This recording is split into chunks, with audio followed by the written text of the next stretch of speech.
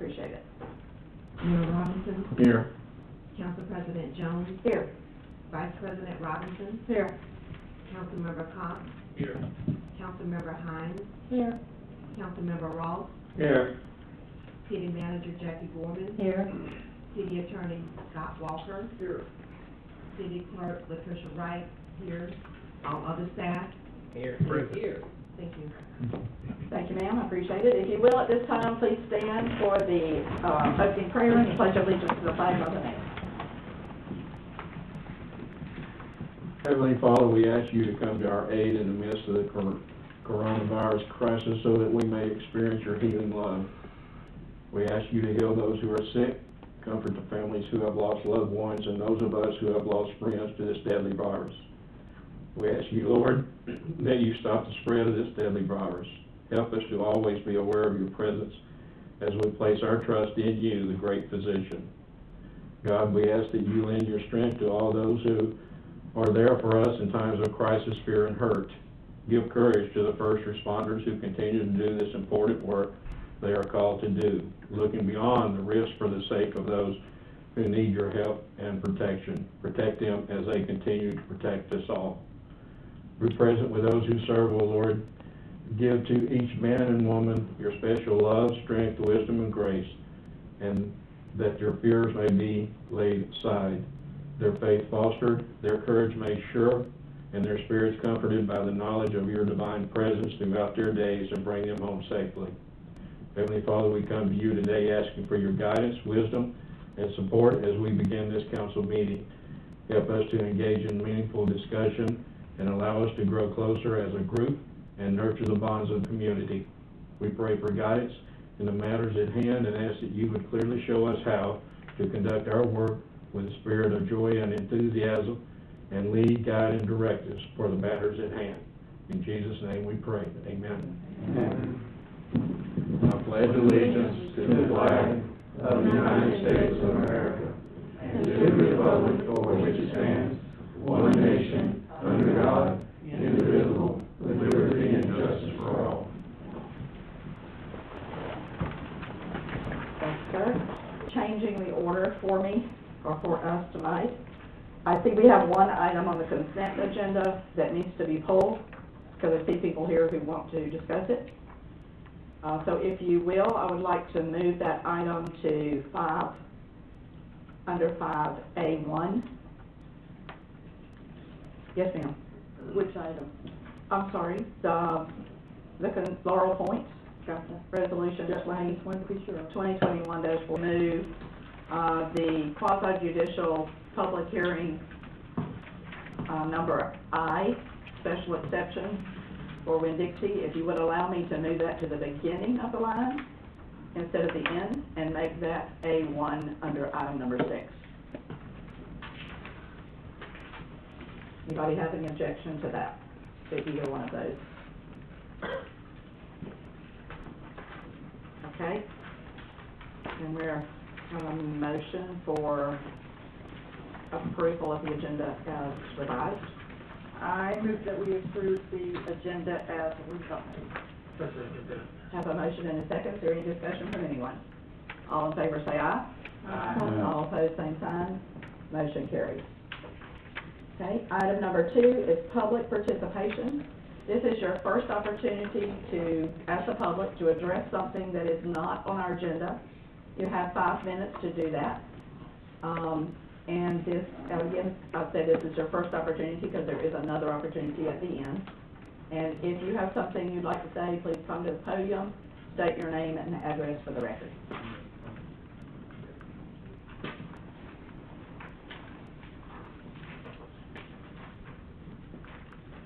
Good evening. My name is Dwayne Williams. My address is 825 Southeast 3rd Avenue, Williston, Florida.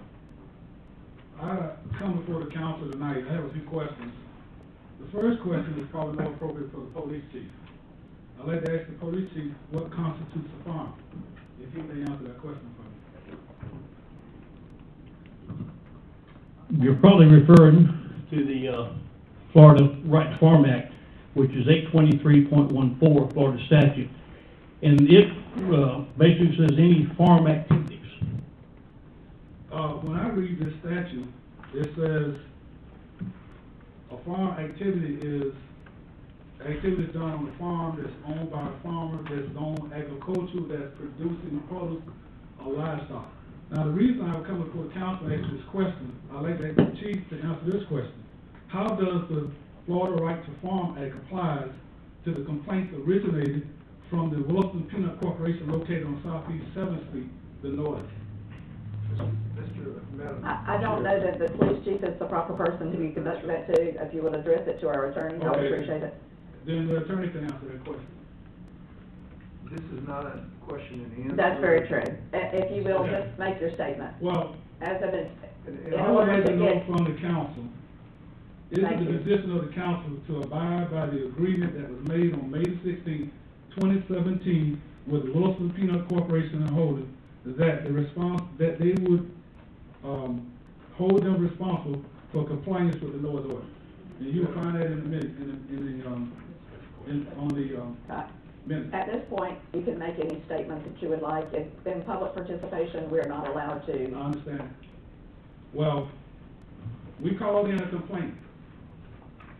First of all, there was a directive given by the acting city manager at the time, the police chief, to Mr. Fred Copeland, the former attorney, to seek outside opinion on this matter, whether or not Williston Peanut Corporation would fall under the noise ordinance. Outside council opinion that the ordinance had to be enforced as written.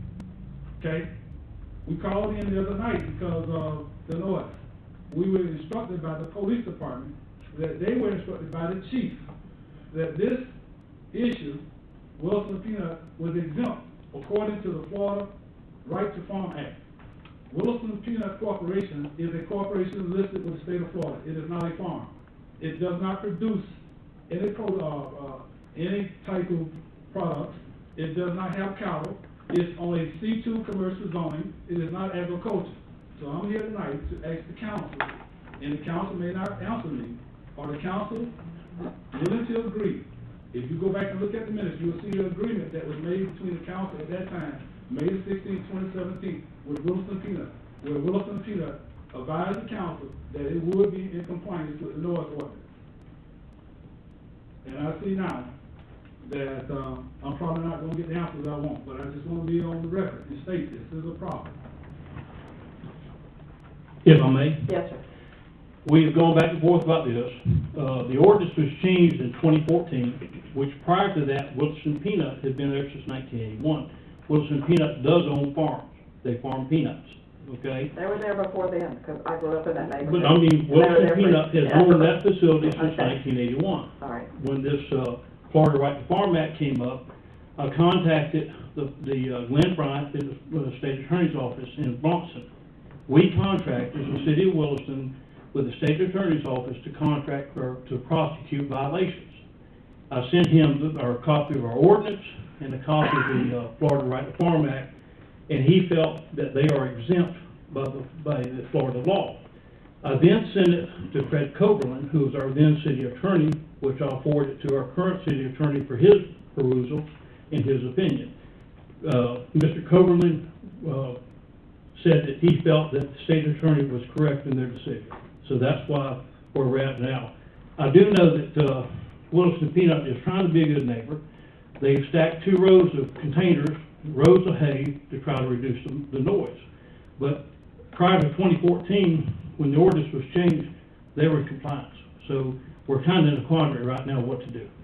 Well, I will direct the council to this. There was an agreement made between the city of Williston, council, and Williston Peanut. Now, I would like to know, is it the position of the council not to either uphold their end of the agreement or not to uphold, or make Williston Peanut uphold their end of the agreement?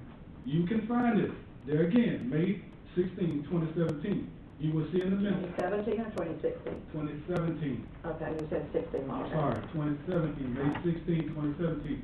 You will see in the minutes, you will see the agreement.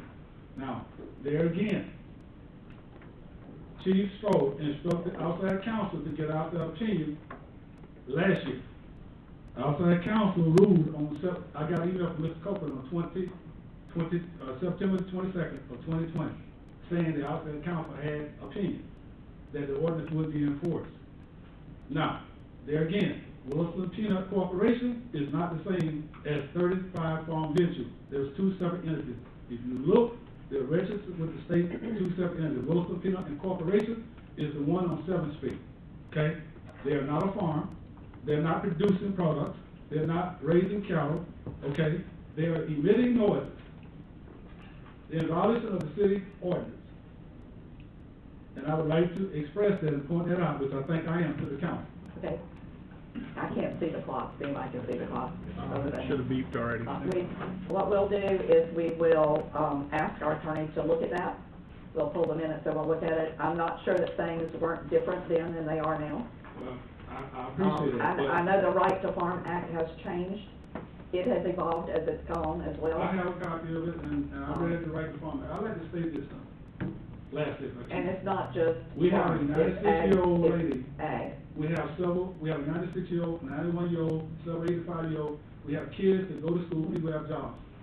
It is ridiculous to think that people should have to live in an area that decibels are reading above 100 decibels.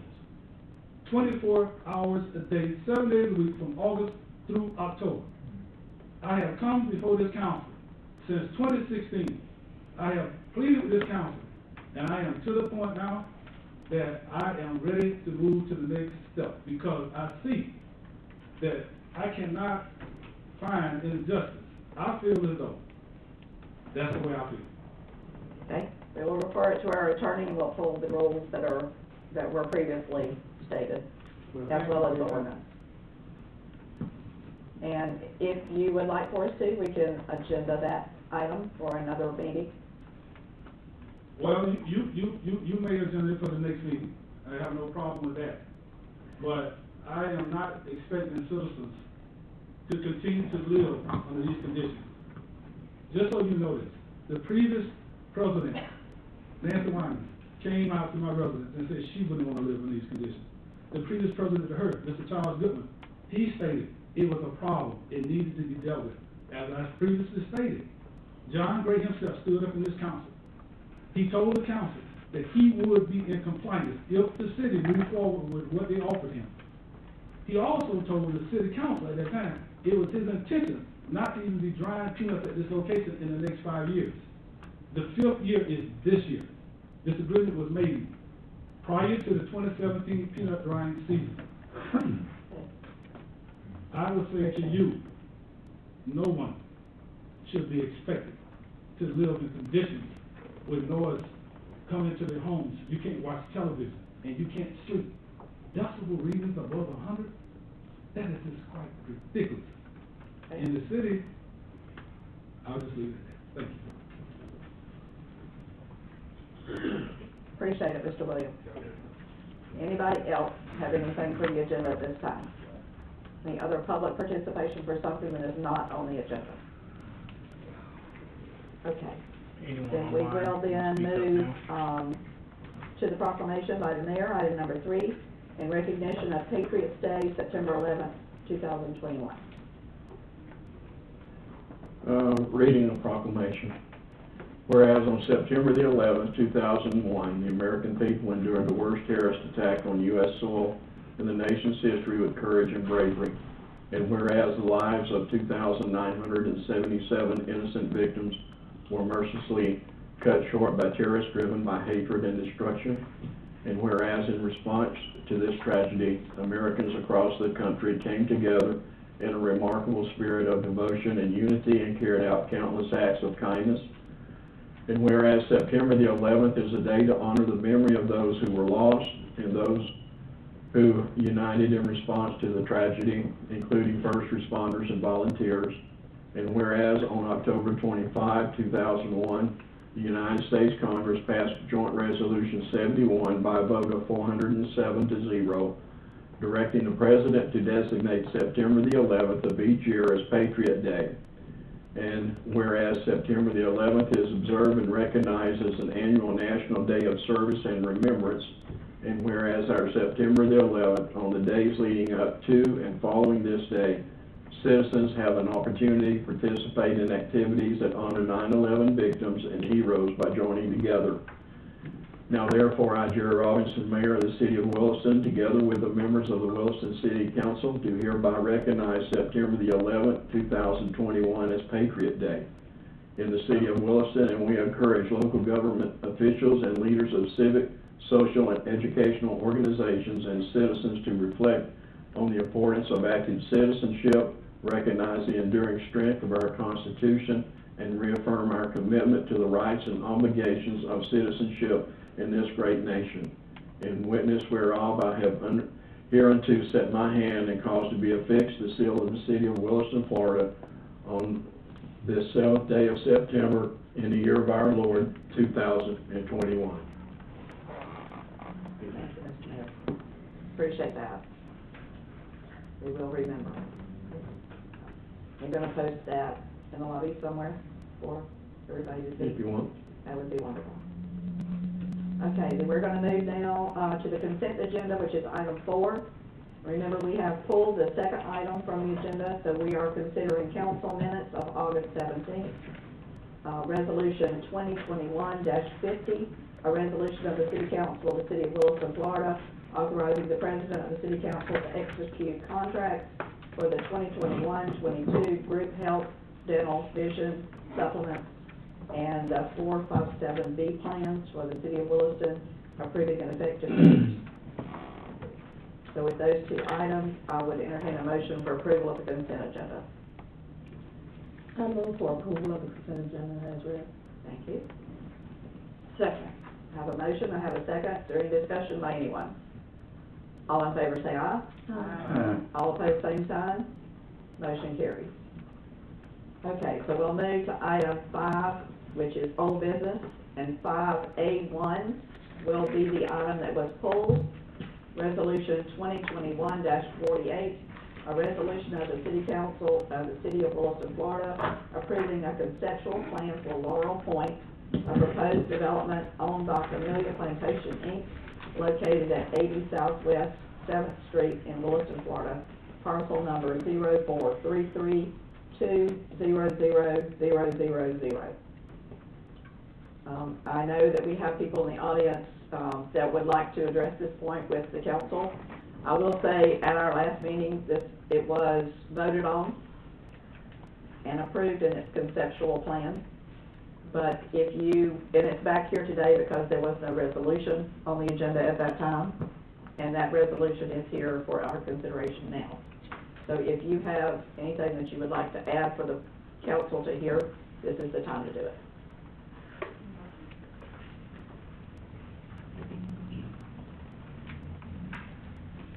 Logan Brooks, and I am the closest resident to this proposed development. And as a community, we have a couple of us here, but more that as we've come together, we just wanted to voice our concerns. We believe that 60 homes in this area is very, very aggressive. We know where we live, my wife and I, Winn-Dixie is very, very loud. We can hear it, and right now there is about 20 foot of trees between us and Winn-Dixie. And those trees, according to the approved or proposed development plan, those will be gone. There is no plan for anything other than possible landscaping to be a barrier between this 60 home development and our backyard. And so we know that there's a lot of concerns that we have, and so we just want to voice our concern with the aggressiveness of it, because there's very little that we probably could do to stop it. But even if we could just get you to entertain the idea that maybe 60 is a little too much, less than, the article said about 5.5 feet between the homes. I was approached by one of the developers that said, well, it's probably going to be closer to 8 feet. There's no way that I feel like that is a fire hazard for our small community, the traffic, that the increased number of individuals in that small area with no area. They're proposing it for families. There's no proposal for anywhere for kids to play. And so we just wanted to voice our opinion in this, public forum, just to let you know that, we're concerned with it, and we hope that you would consider, just rethinking and relooking at, the way it is presented at this moment. Okay. So you have any questions for Mr. Brooks? Any comments for Mr. Brooks? I know we did find out that it will be farther, as you said, it's 75 feet, because our LDRs say 7 feet. Building code, excuse me, says 7 feet. 7 feet is really, really close for single-family homes. And I have concerns about it too, and I know when it started, it was around 40 homes, and this is just Deborah talking now, Right. not everybody else, just me. Absolutely. It started with about 40 homes, That was and the it first increased up meeting to we were like at. 54, and now it's just 60. When I think about it in my mind, and I don't live where you live, Right. I can hear some of the Winn-Dixie traffic from my house as well, and I'm 2 blocks away. Absolutely. But in my mind, I know that they could be building apartments for rental. Because if they had left it like it was, they could have been building a whole lot more with rental, rather than a single-family home that at least has some division and has more, and there are people that buy the homes rather than rent the homes. So I thought they would have better use of the house, of the home, and take better care of it and that sort of thing. So that made me a little happier than the fact that he could have been building 100 apartments rather than 60 homes. But I can definitely understand where you're coming from. Well, I appreciate that, and while I see that as another option that they could be doing, I still think that, this doesn't make a logical sense to me. I know that Williston needs homes, and I appreciate them for wanting to meet the needs that our community has, but I feel like this is a very aggressive way to do it, that I don't feel like is, taking that area into consideration, the effect it will have on the interest on 27, as well as if you've ever come out of Winn-Dixie, right there at that corner, it's a very congested area. And so adding another major entrance right there between the Drummond, drive-through and that Winn-Dixie, that's my concern. Thank you. Appreciate that. Where is your property in If you look at the picture that's on it, my driveway is the only thing that shows up, so it is directly behind it, so it's to the west. So if you go all the way to the end of the road, Yes. you're The dead end. the White House. The White House, yes, With the ma'am. black trim. Okay. I have a question. Yes, sir, Mr. Ross. Is there supposed to be a roadway cut through from Winn-Dixie parking lot or from this, project through Camellia Plantation? Not at this present time, no, sir. It's Not not my on the plate knowledge. at this time. Well, not at this time, but is there any reference to it? I can answer that if you like. There's an unimproved Yeah, right Mr. of Brooks is not the person I to hope, ask. I hope not. Can you get that on record? Well, There's an unimproved right of way, who owns the road? the city owns an unimproved right of way. This is over here. The city owns an unimproved right of way between the bank and Mr. Boyer's property. There's an unimproved right of way there, plus, Which it's is been not, there forever. which is not part of the plan. It's not part of the plan, but that's been there, for a very I long know time. where that is, Yeah. yes. You Who can, owns the roadway in Camellia Plantation? They will. They do. That's all private. It's a planned development. They do, who is they? Ken will, Mr. Camellia Boyer Plantation. will. They own the roadways in Camellia. Laura, you can speak up, the plat's not dedicating it, right? It's supposed to be private or I don't public. have any information on Camellia Plantation. We don't have it here. He's I would asking say me yes. who owns the roads in Camellia Plantation, I don't have that information. I mean, we can look at Mr. Bishop, but I'm pretty sure once a developer does a subdivision, usually they dedicate the road to the city. I don't know that that's been done in Camellia. Well, understand, if you remember at the beginning, this wasn't gonna be a road, it was gonna be a driveway, and it was gonna be private. I'm talking about Camellia Plantation You're asking about existing. Oh, I'm sorry, Camellia, that- I'm thinking Laurel Point. Is that a forgive me. question you're asking? Is Mr. Ross talking about Camellia Plantation or the Laurel Point. My question is, who owns the roadways in Camellia That's what I Plantation? thought. The city does. That's what I The said. city owns The them. city owns. Yes, The sir. developer built them and dedicated them to the city. I'm sorry. So the city owns them. I All thought right. that's what you were asking. So if a road was to be cut through there, it would belong to the city also. If you go into Camellia Plantation and you go all the way to the end of Mr. Brooks's house, you'll see that the end of the road kind of stuffs out right there.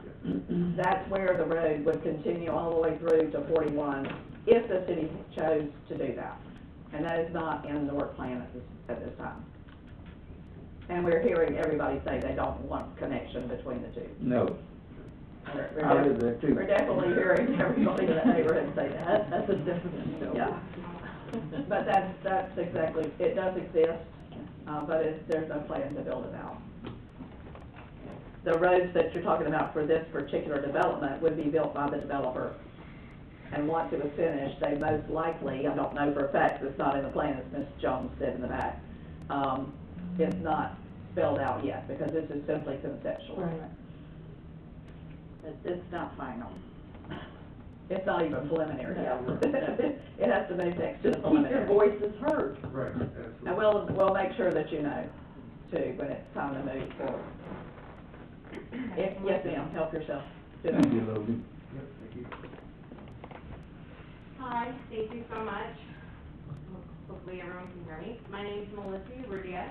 My address is 103 Southwest 8th Drive. I'm also a homeowner in Camellia Plantation. I just would like to add to what Logan said. He is very, very polite when he says that this development is aggressive. It is excessively aggressive, and I would say that the majority of Camellia Plantation homeowners vehemently disapprove this development. The easement that we currently have, the sound barrier between Winn-Dixie and our property today, does absolutely nothing to reduce the noise, okay, and the traffic. We can hear the trucks running, we can hear the traffic on all of the surrounding highways. And as you can imagine, moving into a very beautiful small town like Williston, we're not moving into this town to continuously hear this type of traffic and this type of noise. Adding a development there behind all of our homes would add noise. It would take away the small town charm, and without any type of proposed barrier, physical in nature, it would have to be physical to prevent the foot traffic just from the neighboring communities, just that alone. I mean, we still have people who come through all of those woods from Winn-Dixie who want to cut through the community. So imagine adding 60 homes behind our subdivision that then now we have foot traffic because there's 60 homes with literally nowhere for pets to go potty, nowhere for children to play, nowhere to bicycle, nowhere to walk, nowhere to do anything except for some meandering sidewalks, right, that are on the conceptual plan. So where are they gonna go for activity, these active new families? They're gonna cut through any kind of foliage that's between our subdivision and this planned development, and all of a sudden, our community that we've invested in, our beautiful community is gonna turn into a place where we have all these other families going around and allowing their dogs to go on our lawns. We're gonna have increased risk to our homes, you know, for our, you know, increased crime, walking through our neighborhoods, seeing what we all have in our yards. I mean, there's just so many concerns with stuffing that many people into that small, isolated area. And I understand that Williston needs affordable housing.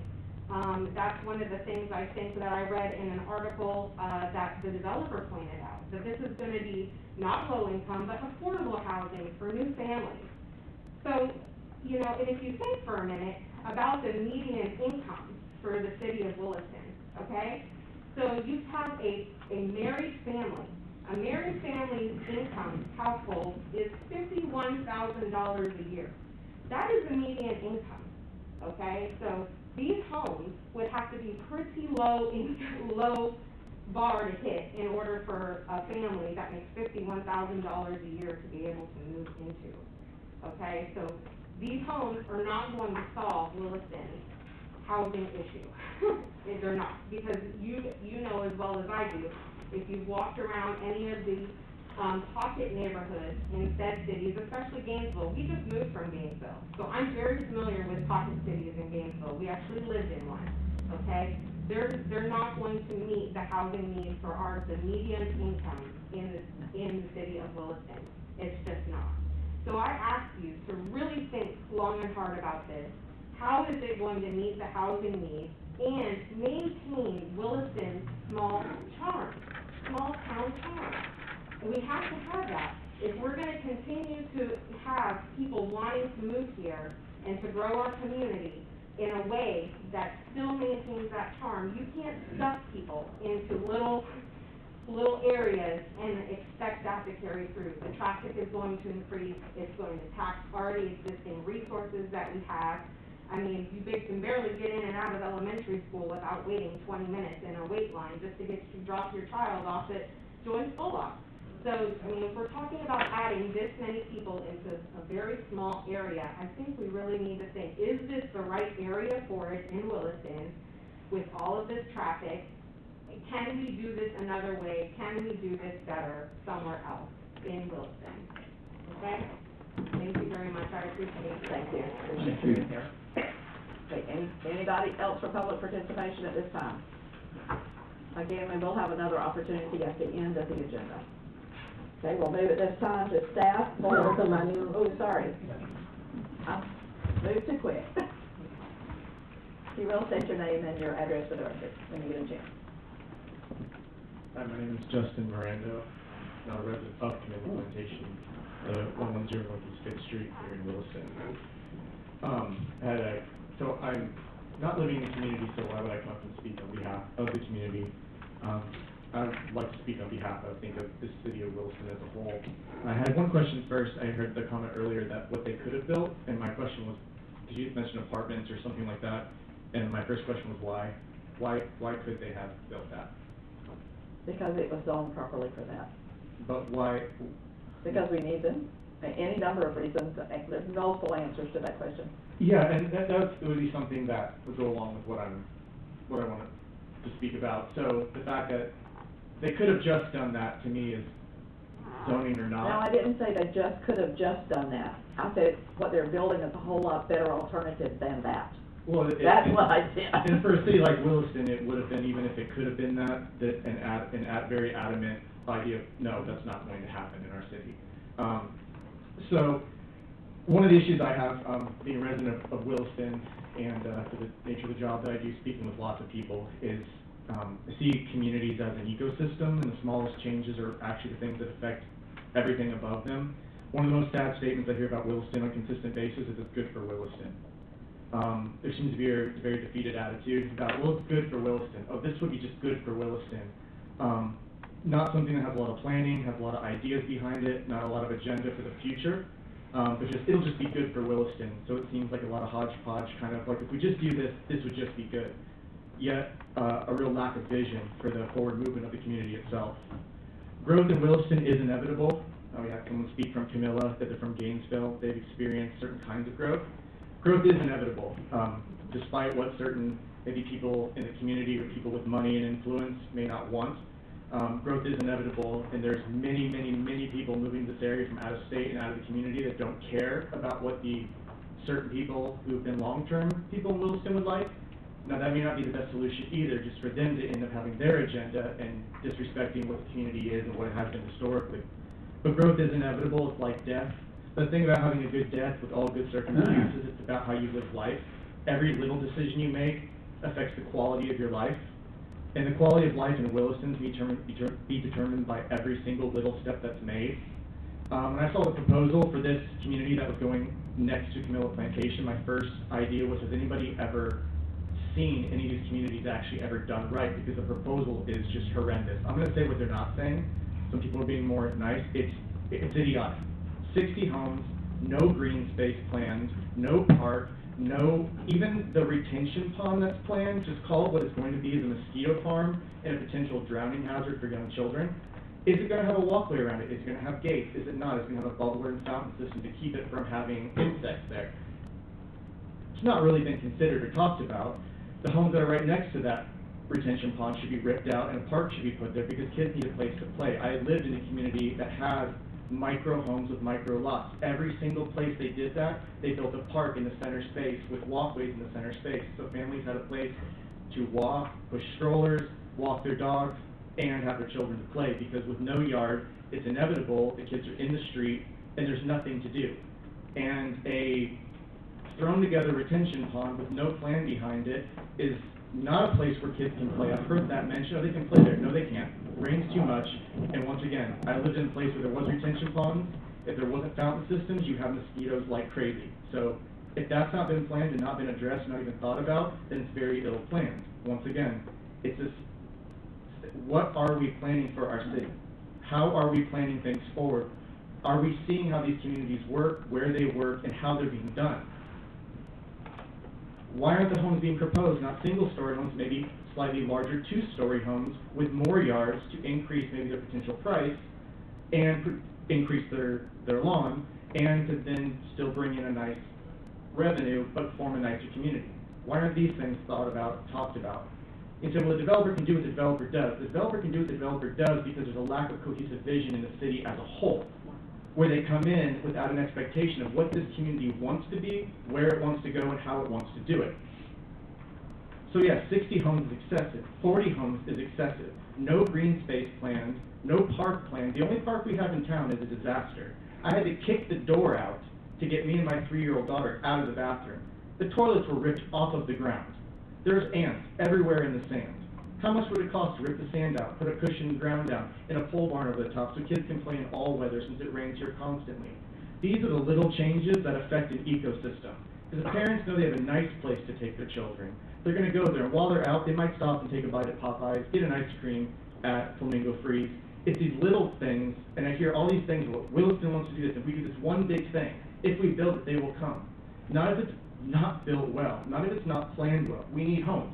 We've got tons of land. We've got tons of ways to make nice communities. But the way to build a nice community like that is with concepts of live, work, play, like every successful growing city that's a suburb of bigger cities has ever done. You need commercial, you need play space, and you need residential, as well as plans for what it's going to do to the schooling system. So once again, this is one little thing. Why am I so passionate? Because I've seen it done really well, because I haven't lived here my entire life. And I've also seen it be very crummy, and very bad, and very nasty, and very broke down. We also are living in a very funky bubble right now, so the price of homes that they're going to build and certain proposed prices that have been rumored, it could be a potential disaster for the sale and resale of these homes. So that is what my concern is. It's for Camilla Plantation, people who live there, but it's also for what is the goal of our city. What are we planning as a city? Who do we want to be? I'm really tired of hearing people say, well, it's good for Williston. It's such a defeated attitude that nothing here will ever be better. Because certain people own the town, certain people make all the choices for the town, and this town really doesn't want anything too good, and that's just a very, very bad attitude. I have 2 young children. I want them to grow up in a great area. I don't want them to grow up in a metroplex, or I wouldn't have wanted to live here. But I want them to have opportunities, I want them to have safety, and I want other families to enjoy that as well. I think looking at this development, the greater problem is looking at how we're planning our city in general. So, well, they could have built apartments. No, they absolutely should never even have fathomed doing that, because they would know that would be absolutely unwelcome where it's at, because it's not the heart and the goal of our city, not in an area like that. Because we have plans, we have marked out plans for the next 5, 10, 15 years of how we'll grow. So I think the proposal for that development is terrible. It doesn't show any research into other developments like it. It doesn't show knowledge of how to deal with space for families and for children. I would never live there, and I have a young family who would like housing, because I know what it's like. I've lived places like that when I was single. I've lived by places like that when I was married with kids that were next to us. And guess where all the kids would come on the places that didn't have? They came to our parks, in our neighborhoods. Were they nice? Were they sweet? Yes. But then we clustered up. Excuse me, 5 minutes is up. Well, he's not on the public participation agenda, so he can talk as long as he wants to. That's the difference in the 5 minutes being on the agenda and not being on the agenda. However, I do need for you to wrap it up. We got a lot of time. No, I'm happy to wrap it up. And let me say that I agree with some of what you said. I totally disagree with some other things that you said. So maybe we need to... I disagree with some of the things I've said. I just repeated some of the things I've heard in the area. Well, a lot of what you've heard is not right. That's why I don't agree with it. Well, And but that is I want to go something back for to the the fact city that to it's a totally understand. conceptual plan, that none of those things have been planned yet. Well, Those that's- are the things that are set aside for the preliminary plan. and the additional discussions, and we have a wonderful planning department that could speak to it a whole lot better than I could, Yeah. but we're not there yet. Yeah. And yes, you also have to look at property rights for the people that own the property, what they're allowed to do with the property that they own and how it's zoned when they bought it. And there were provisions when the zoning was changed. And if you don't know where the rest of our parks are that are absolutely wonderful, I'd be glad to direct you to the other 6 parks we have. Well, and they are, I mean, yes, there's- you may have found one that's not really good, and I could probably figure out which one that is, but we There's have. one right over here. But we have some really nice Right parks. right over there. There's not one over there that's in the shape that you just described. Excuse me just one moment, I'm sorry. I was incorrect on what I said about the 5 minutes. Yes, ma'am. Yeah, I mean, just the one over there with the sandy playground where the splash pad was supposed to go, that's not That there. that is not, the toilets are not, The toilets have been on, one occasion, they was completely ripped off the floor and moved to the side. On 2 other occasions, they were completely overflown and stopped up, and I did have to kick a door out to get out because the locks were broken while we were inside. So it is the state of how it is. I know that because once again, I talk to other people in the community and I visit them myself. And I know that people always have strong opinions about the city they live in, and it's not to be detrimental and to be tearing things down. And I know, hey, there's some wonderful things here. If I've heard certain things, they're not 100% right. But this is the way the talk goes around town. It may not be always true, but in my time being here, I've been hard-pressed to find people as I ask them about the city and about what the city's doing, because I don't know, so I'm asking questions. Hey, what's planned for the city? What have you heard? I have not on one occasion found someone speak positively about the direction that the city's moving or their hope in its potential to do things better. that's a shame, because I believe your dad is in one of our committees, and he should know. Voted for it. Yep, my dad is on your committee. He's not me, I'm me. So he has, But he should know. he has a hope for the city, but when I talk to individuals, not about him, when I talk to people, they have an idea that the city itself isn't doing well. He knows that as well, and I tell him, because not to defeat him, make him feel bad, but this is what people say. It's important what people say, not what we think they think or what we think they say, what people in the town say. Now, she says she moved here, she likes it here. So people like it here, we like living here in the community, but what they want to see develop in the community. And I got off topic a little bit, I didn't want this to turn negative. It's for that development, when I know it's all proposed, but it was proposed. So my concern is proposing all the other things I just mentioned that must be considered. They should be considered, because it could be done better than what was proposed. So, I have hope for the city. I have my family planted here. I work for the county. I'm invested to live here. I want to see it better. I want to do anything I can to see it better and to help make it better. But it gets frustrating to hear nonstop negativity from local And don't supervisors. listen to people who don't know what they're talking about. But there's always truth in criticism. If Yeah. we can't listen to criticism, then we don't deserve. We listen, Yeah. but people don't always know the real story. That could be a communication and a PR issue that's still going on between the community It's and called the... social media, essentially. And I hear what you're saying, but that's still very, you could call me a millennial. I've grown up with social media in most of my life. I mean, I'm 37, so I'm a little older than that, but that's still a very dismissive thing. If the people in the community, ad hoc, even people who don't even go on social media tell me these things, then it should be. Whether you think I'm secondhand information, that's fine, but it is the way people talk. And I don't dismiss it, I'm not meaning that at all. I'm just saying there are so many good things, and I haven't heard you say one of them. So many good things about Williston. My lack of positivity this evening was based on, I have nothing positive to say about the proposed development as it's proposed. I accept that. But for the community itself, it is my concern that I don't hear more people hopeful about the future of Williston. And that, if they're talking that way, then it would be absolutely the city's job to begin to look inward how they can communicate better to the community itself about what their goal is to do, because I would love to hear it turn around. We can always communicate better. I don't like to hear I've said things that sound a lot negative, but I don't like to hear it. I like to see good things happen within the community, and that's what I would like to see from people. And I think that's even why people from Camilla are speaking up, not because they hate the idea of homes, they have concerns, they want good things for their community. They just do not agree that this is a good thing. So I do, and I'll end with the thing I started with, and it's all I want to say is that this town is an ecosystem. I think if we can do so many good small things, it will trickle down so much better and give people so much more hope in what we're doing. I don't know how you get there. I'm not in your position. It's always great to have ideas when we're outside of things because we don't have the accountability that you do. Well, if you've got good ideas, we'd love to hear them. I mean, I'm serious. I'm not just saying that. I have a lot of ideas, and I would admit to you, I've been very pessimistic towards the direction of things with the city, not because of anything you personally wronged me for, but the community consensus. And as somebody whose dad is local, my dad is also a pastor, and I attend the church, I care about the community, the people in the community. And when there's a general status of a depressive attitude towards the community, whether it's right or wrong, it's still there and existing.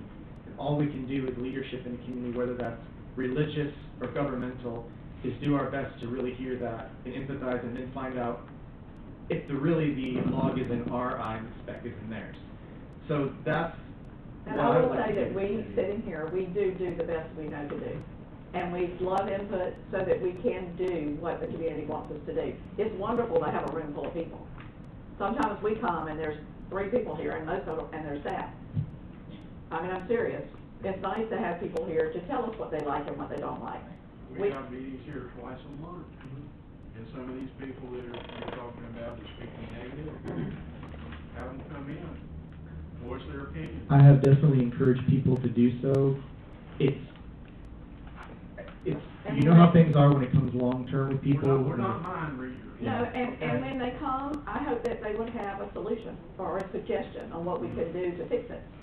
That would be wonderful. That's why I try to at least give a couple suggestions, right, not just tearing it apart, what I think would make it better. And that's really based on my experience of living. I've lived in a couple developing areas that were nothing, like there was nothing there, but sprawl was taking place, and they did it well, and they have thriving, beautiful communities now. One was in the state of Texas, which Texas grows like Texas grows. There's not much you can do there. But they did it right, they planned the community well, and it blossomed, it was beautiful, but it didn't, more populated than we'll probably ever be here, but it didn't become a metroplex. And it just came from very careful planning and all those things. Once again, as a dad, just when it comes to anything, when it comes to homes, stuff like that, I always think about where will my kids be and will they be safe? And I couldn't live in an area where there's nowhere safe for my kids to run around because inevitably they get out the door, they run in the street, and they got nowhere to go. So they're in somebody else's yard or they're going to be in the street. So I think targeting this area could be a beautiful place for families, even a place people in Camilla may feel proud to be neighbors to. But as they've already expressed, and I've expressed not in its current format, that a lot more consideration, and I think maybe some more research on healthier developments that have done it before, and then looking at then what that cost ratio looks like with less homes, bigger homes, whatever that ends up being. Yeah. And then we can work as a community where we can put more homes, how we can help the median income families and those who need more things, and then also work on the little things that affect us as a community and work on that PR, because it is an issue. And I've been in your community for a year, so I only know what I see and what I hear. Do I believe all of it? No. But I take it serious that people have a general consensus, whether it's grocery stores, barber shops, gas stations, places I go where it's just not positive, and that is something the city leadership needs to understand, not blaming, but understand it's out there. No, we don't govern that either. How can we understand something when we don't know what they're saying? And I think that's maybe more that we can do to let people know that even tonight, some goofball like me has come up and said some stuff, and it's slightly concerning, and maybe we can find a way that the community is not voicing the totality of its opinion in a way for the benefit of the city going forward. But a lot of that talk is information that they do not receive. Social media. Oh, yeah. Newspapers. And half of what's on social media is not true. If they would come to the meetings and they would see what goes on and what we do here and voice their opinion, yay or nay. It doesn't have to be positive all the time. Educate themselves, and the only way they can do that is to come to the meeting and help educate us. And there are times when some of the people that comment don't even live here. if you look at where they live in Ohio or Michigan. They're just running their trap. Why? Because they have nothing else better to do. I've talked to a few of those as well, and this is only your home for about 2 months a year, so. Well, we try to find out, if it's something is detrimental, we actually try to figure out who they are so we can talk to them and figure out what it is that the problem is. And you'll find out they don't even live in Florida, much less in Levy County. I think it's to run a city, it's like probably running a family, it's probably like running a marriage. A lot of times things go unsaid and a lot of assumptions get made until somebody's brave enough to break in the spirit of communication and maybe and go through with it, whether that's from the community itself or it's from the city or the community, or in the family model, the parents or a spouse, to do those things and say, something's not right here, maybe there's something broken in the relationship or in our communication. Well, let's do the hard steps to fix it. And I don't think you all were ignorant of sometimes the murmuring that goes on. Oh, no, we hear it. But as someone coming into a small community who's also lived in even smaller communities at times in my life, it's just interesting to hear that agenda constantly said, that people have almost a vote of no confidence in their city. Whether it's anybody, it's not an assignment of blame, but it's something going on within the ecosystem, as I said. So same way you can kill a reef with just a little pollutant, same thing in a city, maybe one little thing could end up being what's being caustic or something that could actually come in to fix it and to help it. And I've talked to a lot of good people in the community as well that weren't saying negative things, they just didn't express a lot of hope. It wasn't, this place stinks, it just is what it is. And so maybe we get them first on board somehow. We could pull the ones who are. I hate to prolong the discussion, but. No, I went longer. The other comment that I would make is that people own property, and commercial, industrial, residential, not so much, but everything else. And when somebody owns that property and they decide to do something with it, you're right, it has to fit into the plan, and it has to be acceptable to the city. And if we have a good plan and a good comp plan and a good, municipal service district area and that sort of thing. But when somebody comes and they want to put in a certain kind of store, if it meets code, the city doesn't reject, people think the city rejects it, or the city says yes or no. We don't. If they come and they want to build it and they've got the money and they build it because it meets the right zoning code, there's not a whole lot we can do about it. It's property rights. And that's what I mean. As the spirit of the city can change, people who want to invest in the community will invest in a certain way because they understand the idea of where the city wants to go, and that will, I think, lift the spirits overall. But if people have an idea that it's hard to develop, or it's not being developed well, or it's not a certain plan, like, there's a great beautiful area here and walkways and lights, but it'd be great to see a big board with a big map of Williston with a dream for areas and for development, whether it happens or not. All you gotta do is come to the meeting, we've got them. Yeah. Once again, in the more public spaces. We've got books full of those plans. Yeah. But that's my. And we'd love to share them with you. That's up to me. It's just, how do we get it back out to the community so they understand? Because I think we moved off of the development onto the city to leadership dynamic, which is probably something we'll argue to kingdom come. We can't even as a nation really get together. I mean, you can invite them all day and they don't come. We have charrettes. We have invitations for people to help, like, for example, designing the city hall. We had charrettes when people came and they told us what they needed, what they wanted. We were lucky if we had 10 people. And it was the same 10 people, because we did it about 4 times. Well, I think everybody here has heard them that they're very open to a lot of ideas and suggestions, so find the people in your community that can come start making that possible. And like I said, I would love to, as somebody who's been in the community for a year, love to present ideas. It's not that I'm afraid to, based on the negative stuff I've heard. It's that I'm also running a family and working a job, and it's very difficult, but the city's open to ideas, and the city can find a way to express it out more. I'm happy to find people who will come alongside the city at the city's behest and to help with those things more, maybe more than just meetings like this, other special forums where we can get together and express dreams and visions for the city that may be silly or may Oh, no, be we a have little them all the kernel. time, and nobody comes, honestly, I swear. Okay. Well, And Hopefully we everyone, put 'em in the like we're in paper. like big forum now, everybody in this meeting, if they have something like that, please come. But yeah, we got all the way off to where we started, and I was very passionate at the beginning, but just because I wanna see better development and I was just very disappointed, because I heard about homes being built first and I was excited.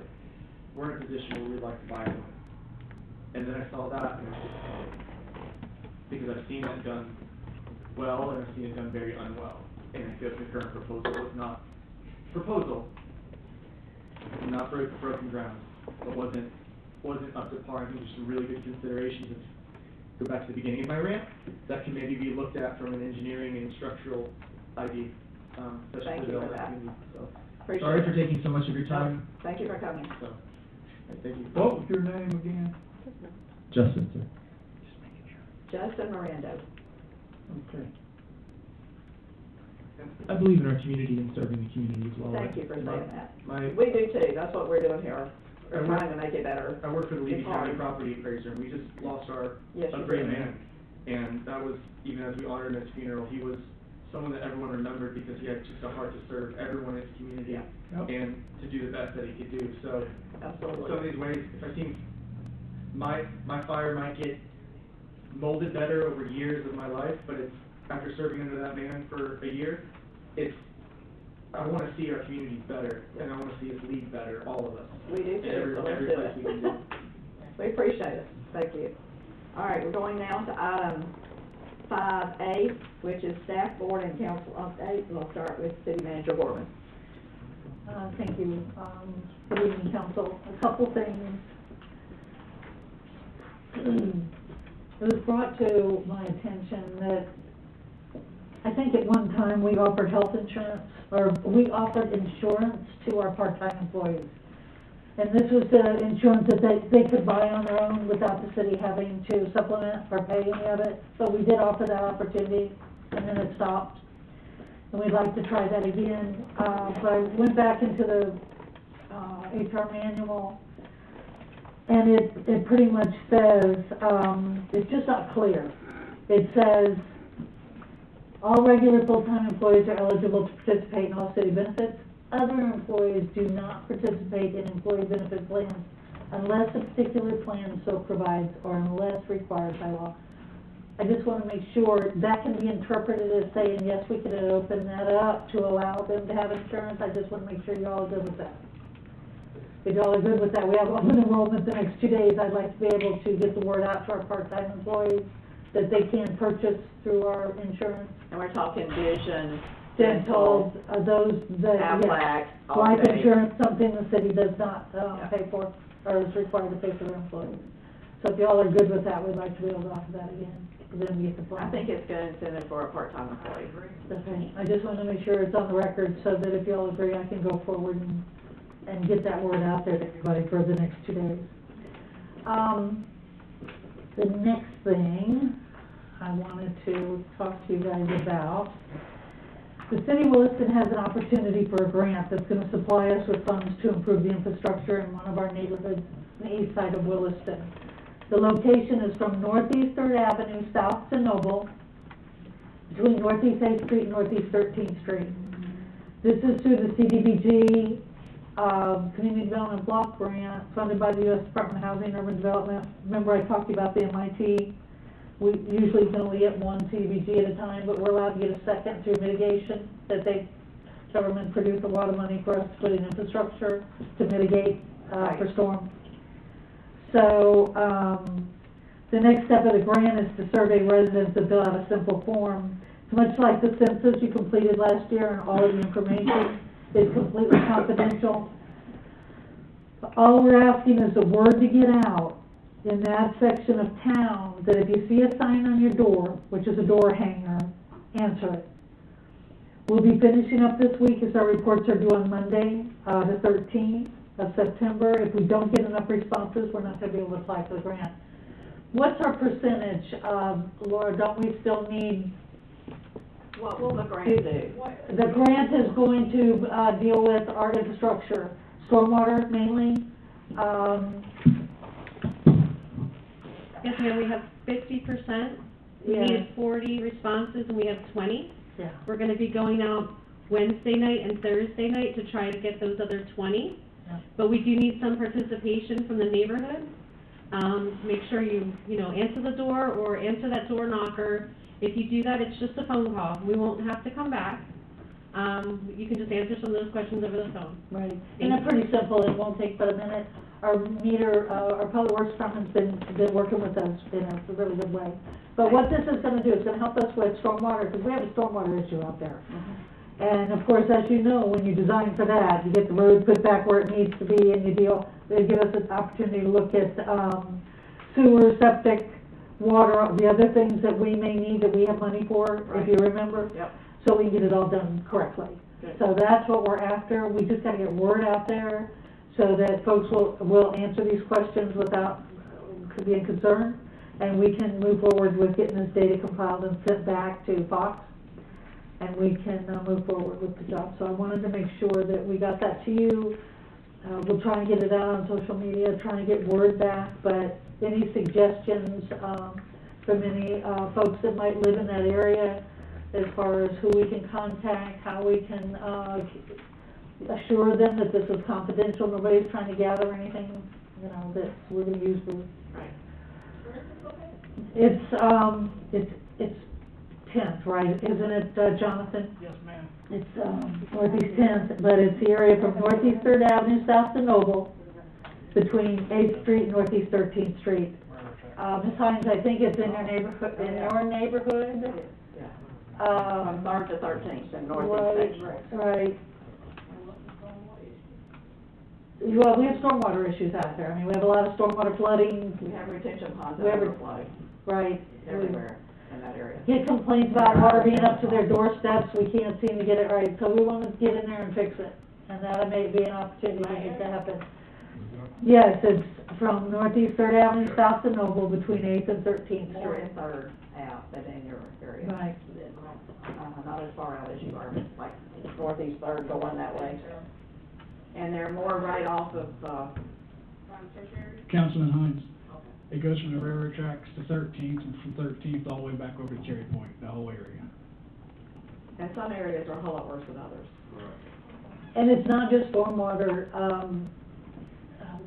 Councilwoman Hines, it's, when you go in there to do that, you fix a lot while you're there. And we have a lot of, I think there's a lot of work that, attention needs to take place with this road, and the The roads underground. aren't straight, they're not wide enough.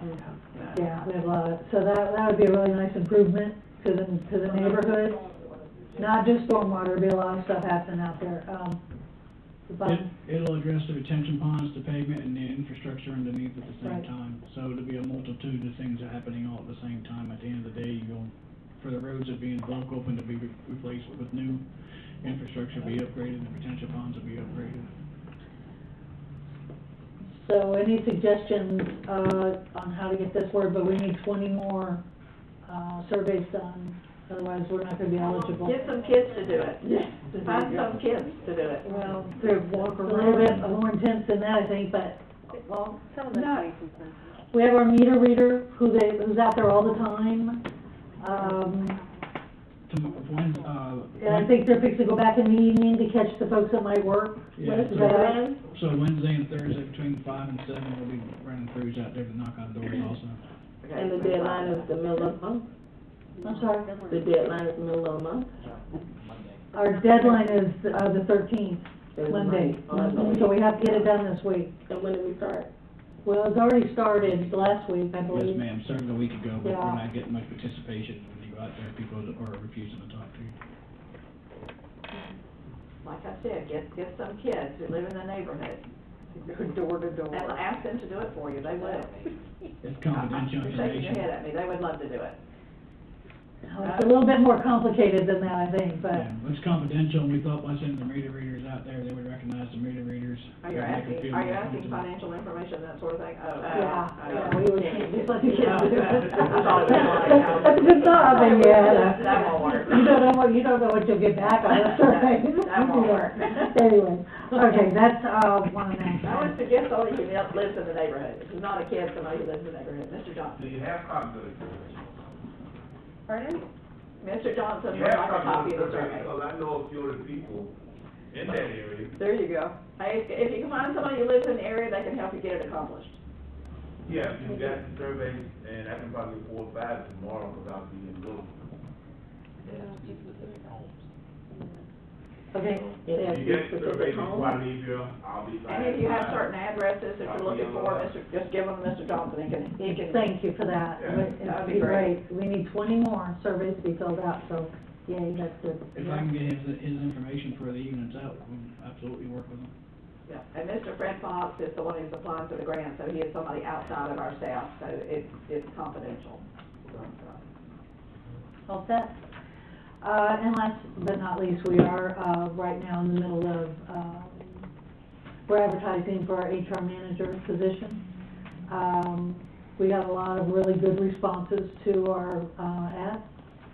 And, we've chosen 6 that we're scheduling for an interview, and it's based on, experience, naturally, and education. And qualifications. So we have some really, really good responses. I was really surprised. So, I've only seen a fingers couple of them, crossed. but they were really good. Yes, Could we they're really get good. a look at those 6? Because, if council wants, how far do you want me to involve everybody? I'll do that. I'd just like to look at them myself. For sure. I would too. I just happened to see the first 2 that came through, and they were wonderful. So we start interviewing, I don't remember when Renee set the first one. She's been scheduling them over the next 2 weeks. The 14th. Yeah, it's the first one's the 14th, that's next Tuesday.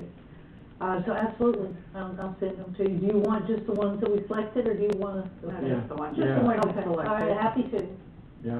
I just didn't know how far to take that. So I'm glad you share it, but does everybody want them, or just, okay, we can do that. Yeah. Okay. Okay, perfect. Okay, we'll start with Mr. Ross. Do you have any announcements at this time? Or any? One thing I wanted to mention, we're talking about, retention ponds and things.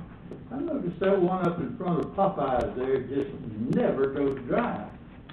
It's got green algae on it during the hot weather, and I'm afraid it's gonna be a Mr. Bishop. mosquito trap. I don't know why it's not raining. I don't wanna hear the answer to this one, I know. Well, it's still under warranty, number one, so I think they've been notified, That's not what we right? might back there.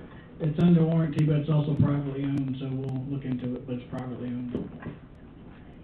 Ms. Laura said she's talking to It Mario. just stays water there day in and day out. Even when it's dry, there's water standing in front of Popeyes. Yes, there's gotta be something wrong with the system. Yeah, right.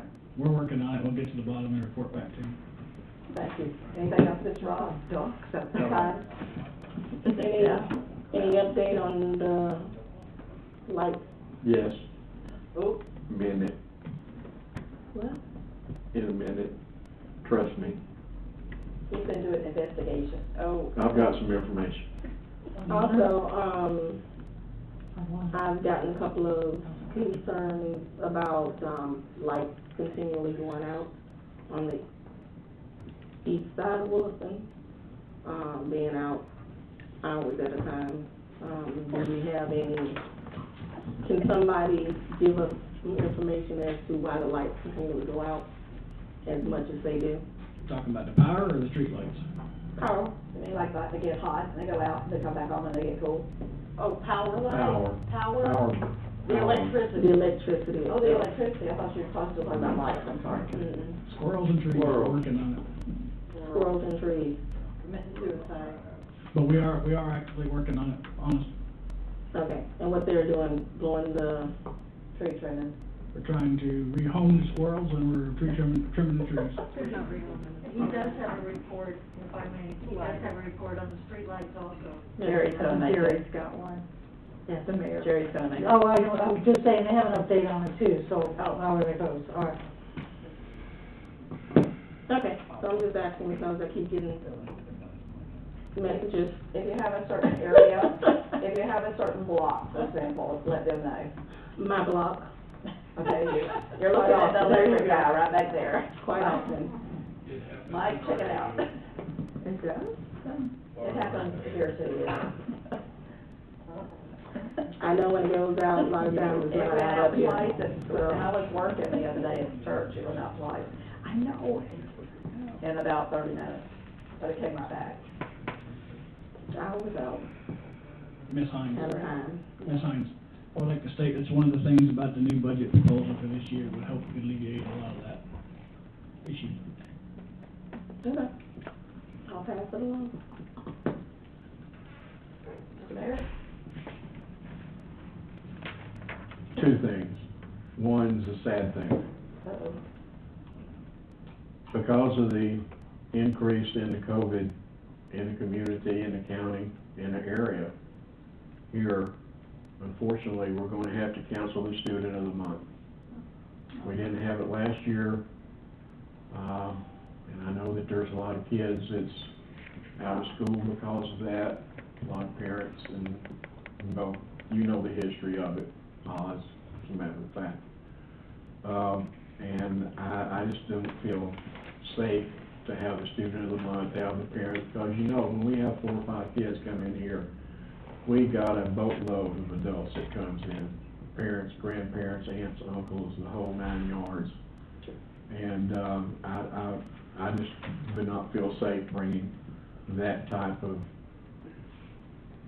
lot of people to come in here to do that, so we're going to cancel it. I would like to look at it maybe after Christmas.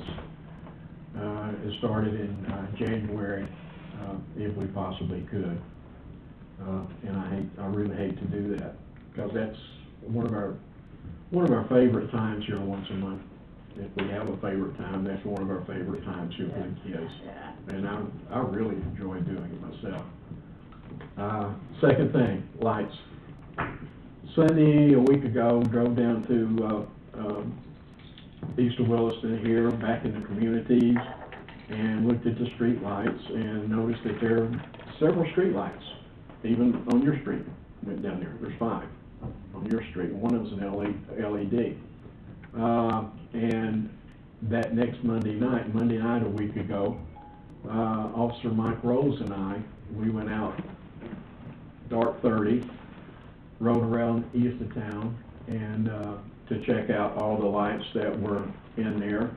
And majority of the lights, there was maybe 1 or 2 that wasn't burning, but other than that, there was a multitude of lights. And on Northeast 11th Street, in that 3-block area, there are 5 street lights on that particular street. I didn't measure each one, but on that particular street, there's 5 street lights on Northeast 11th Street.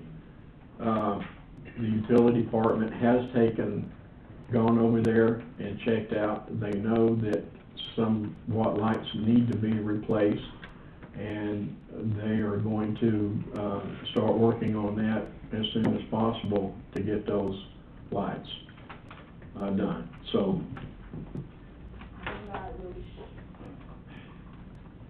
I'm not really sure what area you're talking about, but if you go down by the railroad track, yeah, down that road, down the railroad track, there are 2 lights there where the trees are overhanging the light, so it's kind of blocking the visibility there.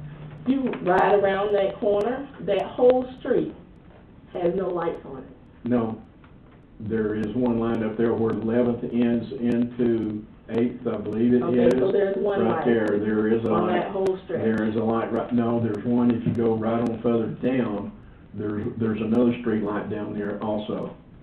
I know that for a fact. If you look at the visibility is dark, which is the complaint that the person has. Now, the curve that you're talking about. Right.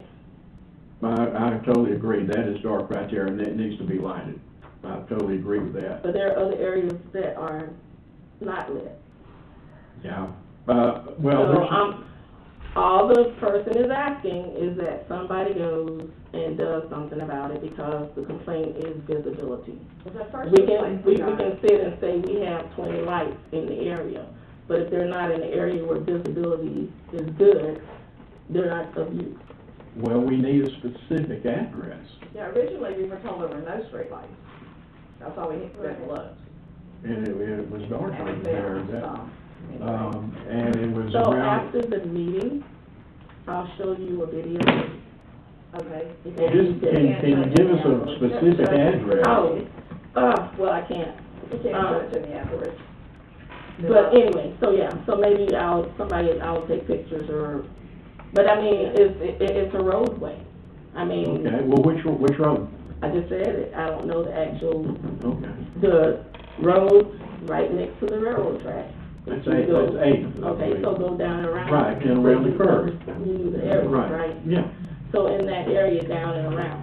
yeah. Just before you get to the first light, there's tree overhanging that's Okay. blocking. So the trees need to be Okay. trimmed. And then I'll get the that. one that's next, closer to the curve, where there's a house sitting there, I don't know if it's a yard light, and that, you know, That's it's a not private light actual. in that yard. Right, so, and there's Right, men and there blocking is a those up. need right there at When the you go curve. around, if you look down, you may have a light sporadically somewhere, but if you look down that road is dark. Okay, so you're talking about eight. No, she's talking about after you turn the corner. That's, Right, when you turn the corner. Yeah. that'd be third. Third, thank you. Okay, So you're that'd be talking about Third Avenue. third. Okay, Third Avenue. Third right. Avenue. Okay, all right, okay.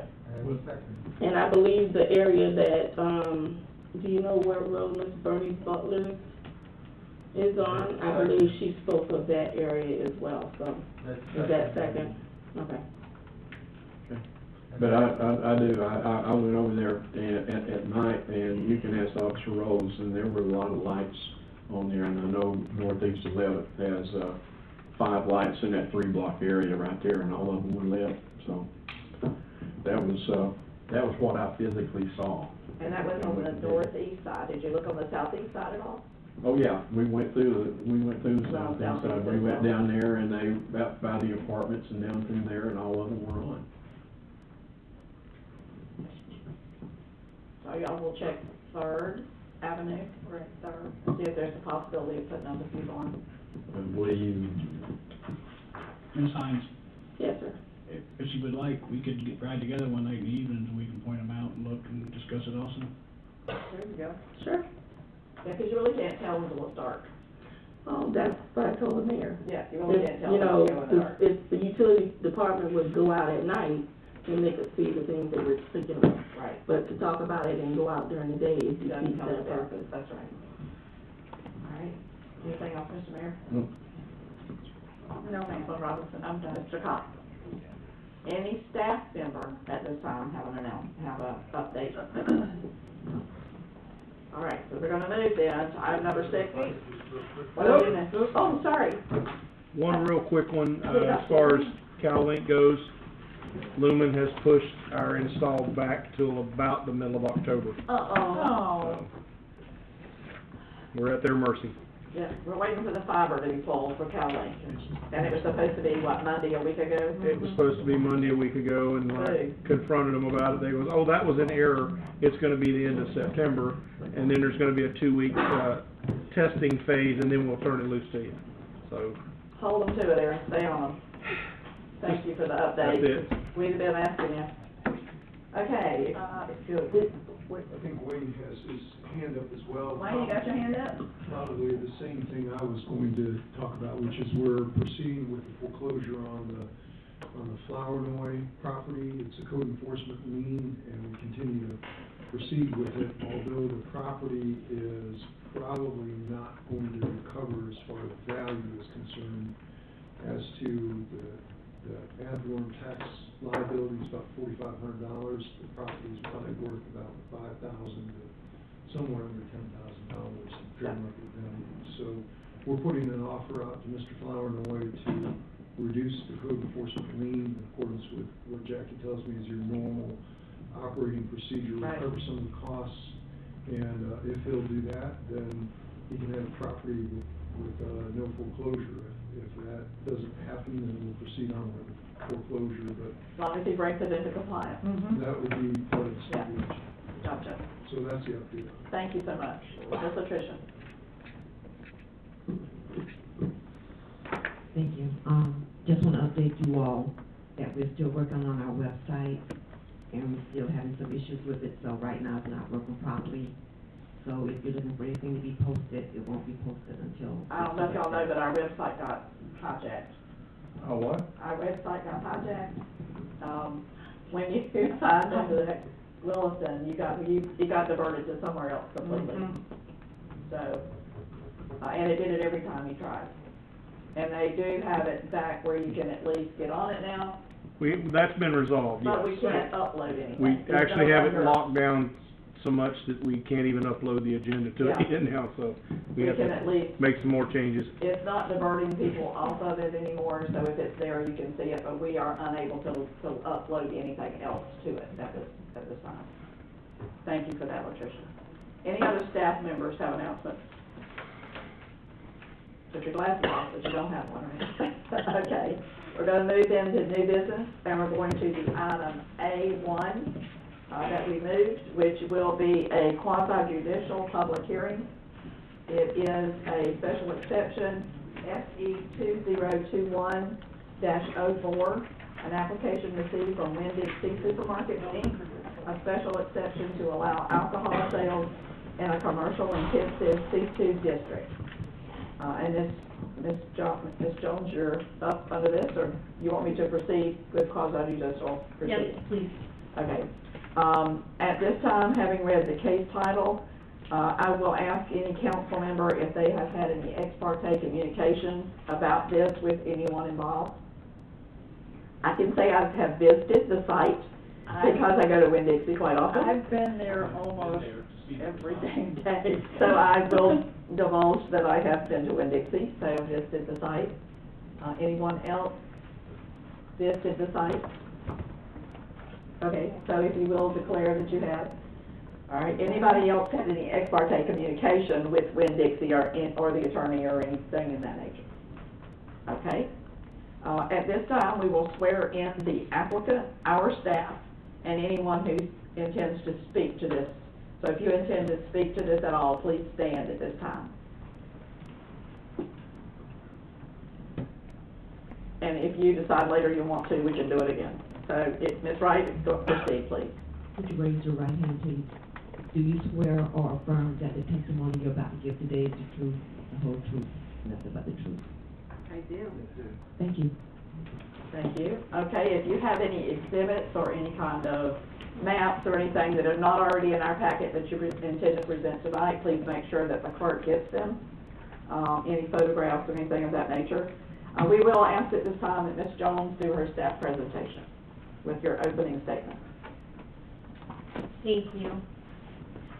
This is an application for a special exception. Special exception SE 2021-04.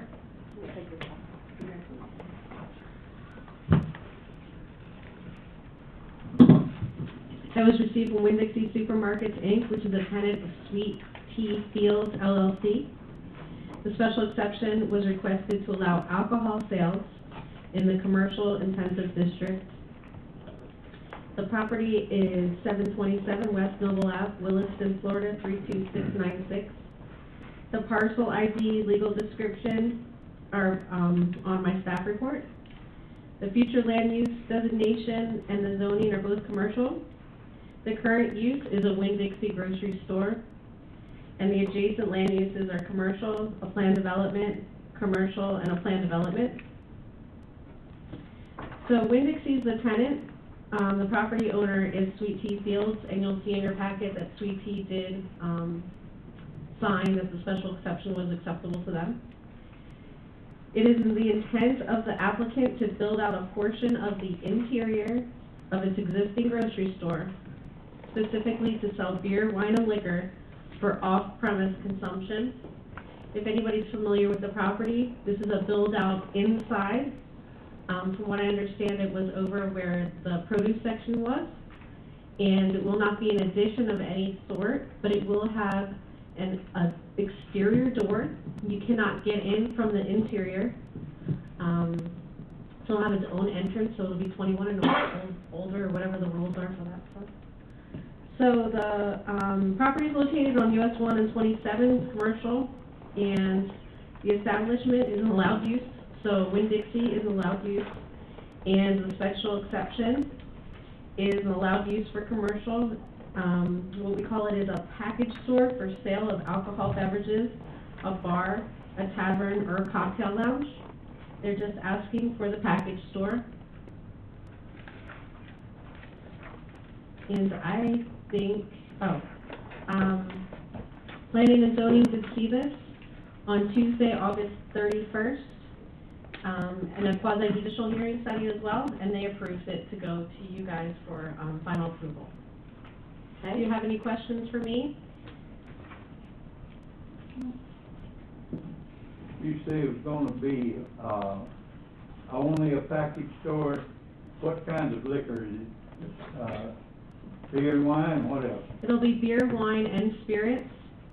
So it'll be rum, vodka, spirits. Mm-hmm. Hard liquor, yeah. Is there gonna be a bar there? No, sir.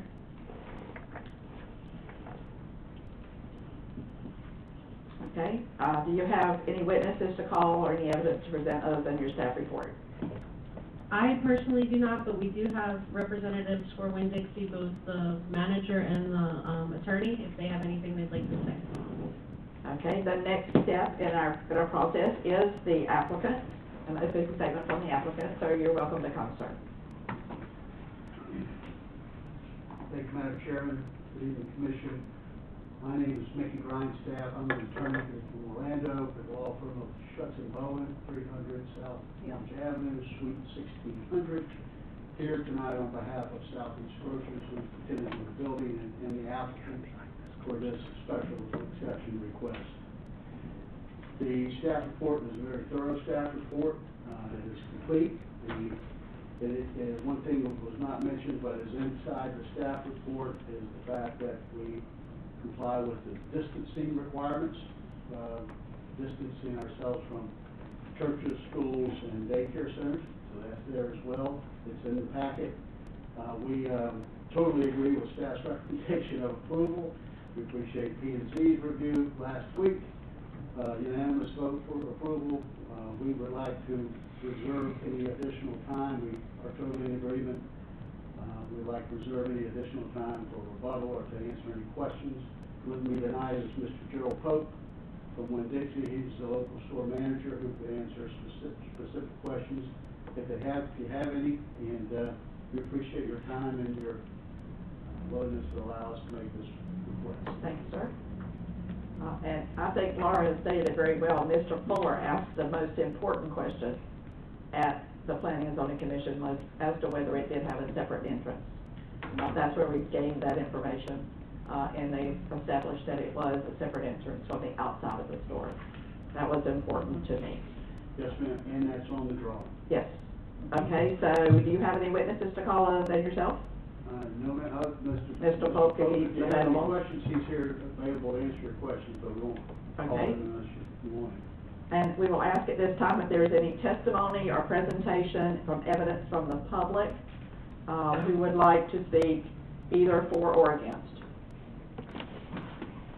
at this time, before we deliberate. Okay, the applicant, would you like to do a closing statement? That would be, staff, excuse me. Laura, I'm looking at, actually closing statement from the appellant. No, ma'am, we just appreciate Okay. the opportunity to be here. We appreciate your favorable support of this application. Thank you. Any closing statements from you, Laura, as staff? Due to the zoning and the impact of, or the lack of impact of the addition of the liquor store, we recommend approval for the special request. Okay, at this time, it's time for the council to evaluate the evidence that we've received from both the staff and the applicant. And also any rebuttal that we didn't receive at this time. Reading over everything that was sent. I mean, they've got their bases covered, they meet all the requirements, schools and churches and. Finally got one that does, right? Right. I don't know if y'all are aware, but we've had like 4 applications for package stores. And we've told every one of them they were too close to a church or a daycare or a school. So you're the first one that we received. Winn-Dixie has a good location then. They do, they're at the far end of town. Anybody else have comments from the council? Okay, I'll entertain a motion for special exception SC 2021-04. I move that we approve special exemption SE 2021-04. I'll second that. I have a motion and a second. Do we have any further discussion from anyone? All in favor of the motion, say aye. Aye. All opposed, same sign. Motion carries. Okay, now we're gonna go back to our regular agenda. Thank you. Yes, sir, thank you. Appreciate you coming. All right, we're now back to item 6A, which is a presentation by Ficeros. And we do appreciate you being so patient with us tonight. You've learned a lot about Williston. I think you know a lot about the airport already, but now you know about everything you ever wanted to know about. Okay, so if you will, I don't know which one of you is making the presentation. Or even what kind of presentation you're making. It's a very brief one, I'll tell you that. I can't hear you. We never approved that, and I know, should I miss something? You mean the special exceptions? No, sorry. Special plan. We actually approved it at our last meeting. You mean the resolution itself? Okay, we'll back up to it. Thank you. Do you wanna go back to it? Let's do it after this. Yeah. Yeah, these are 4 minutes. We'll back up after this.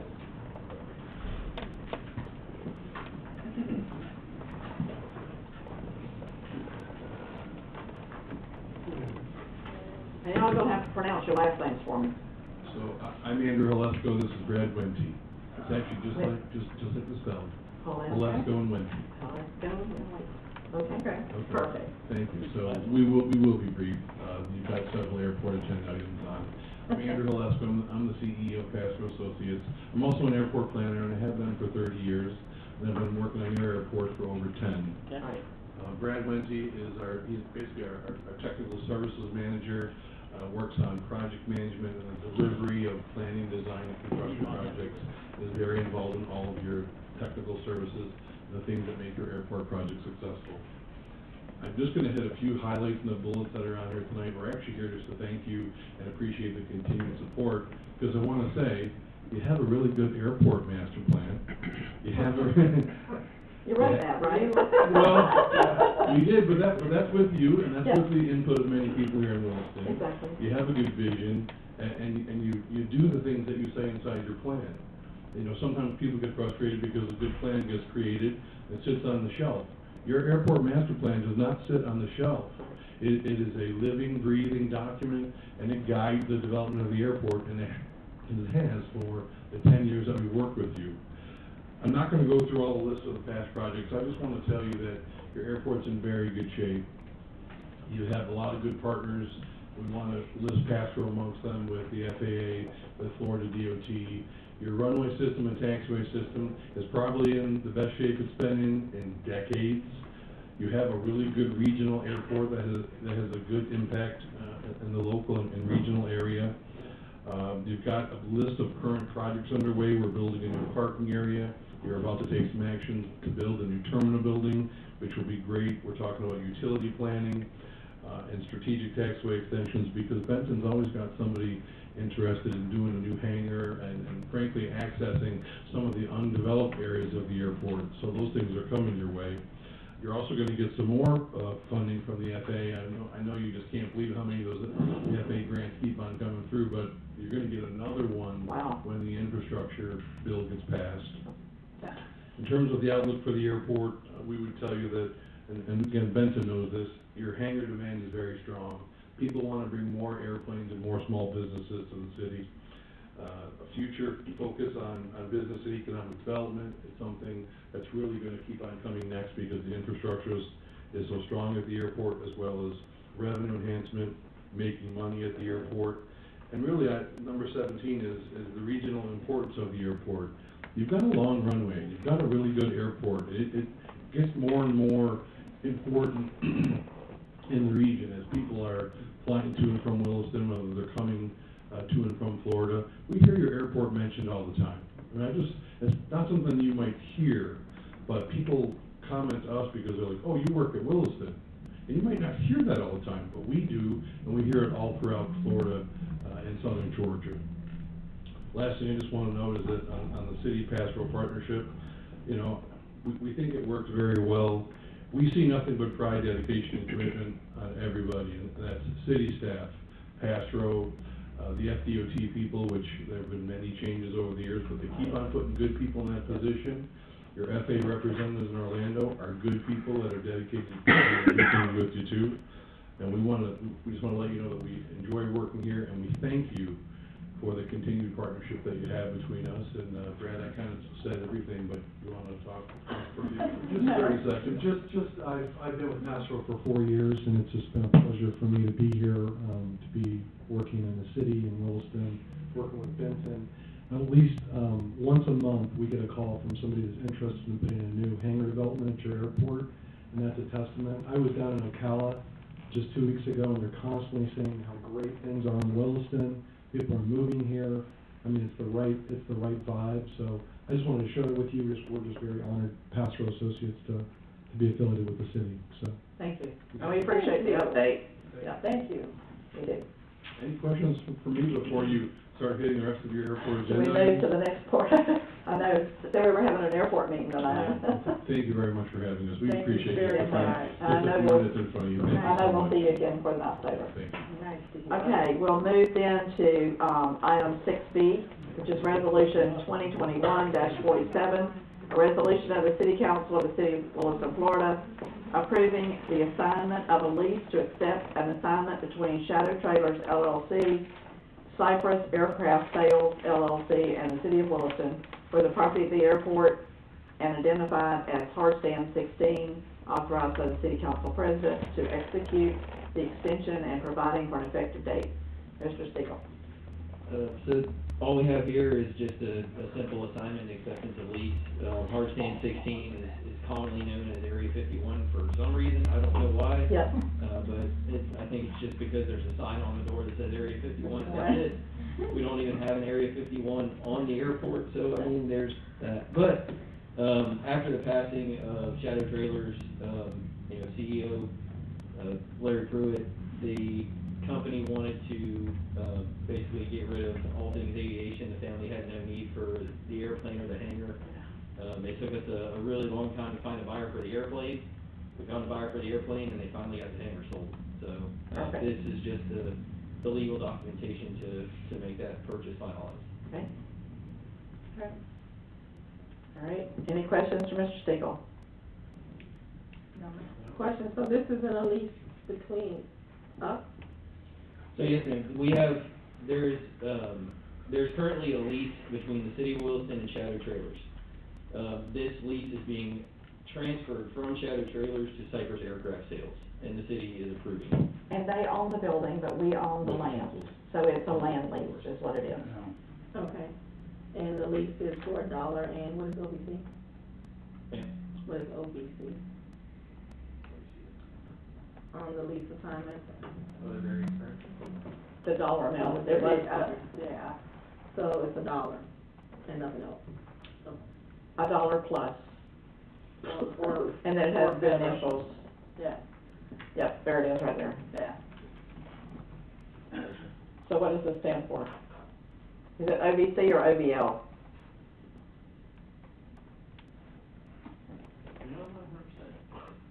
That's a very good question. Yeah, so. What's the answer? Other valuable considerations. There you go. Oh, thank you. There. That's good, that's good. So what exactly does that mean? It's $1 and then you can So this is- increase it? No, ma'am, this was a deal done between two private companies. Yeah, right, if you go to the end, you'll see they signed it, Right. and now they're asking us to approve it. Right, so one is accepting the assignment, one is basically releasing the lease to the other, and then the City of Williston will be granting consent of the trade, well, the exchange of hands for the lease document. So did they increase the date? No, ma'am, nothing, all things will remain the same in the lease. Okay. It's just changing from one hand to another. Gotcha. Okay. And the lease ends on 2023? In 2023?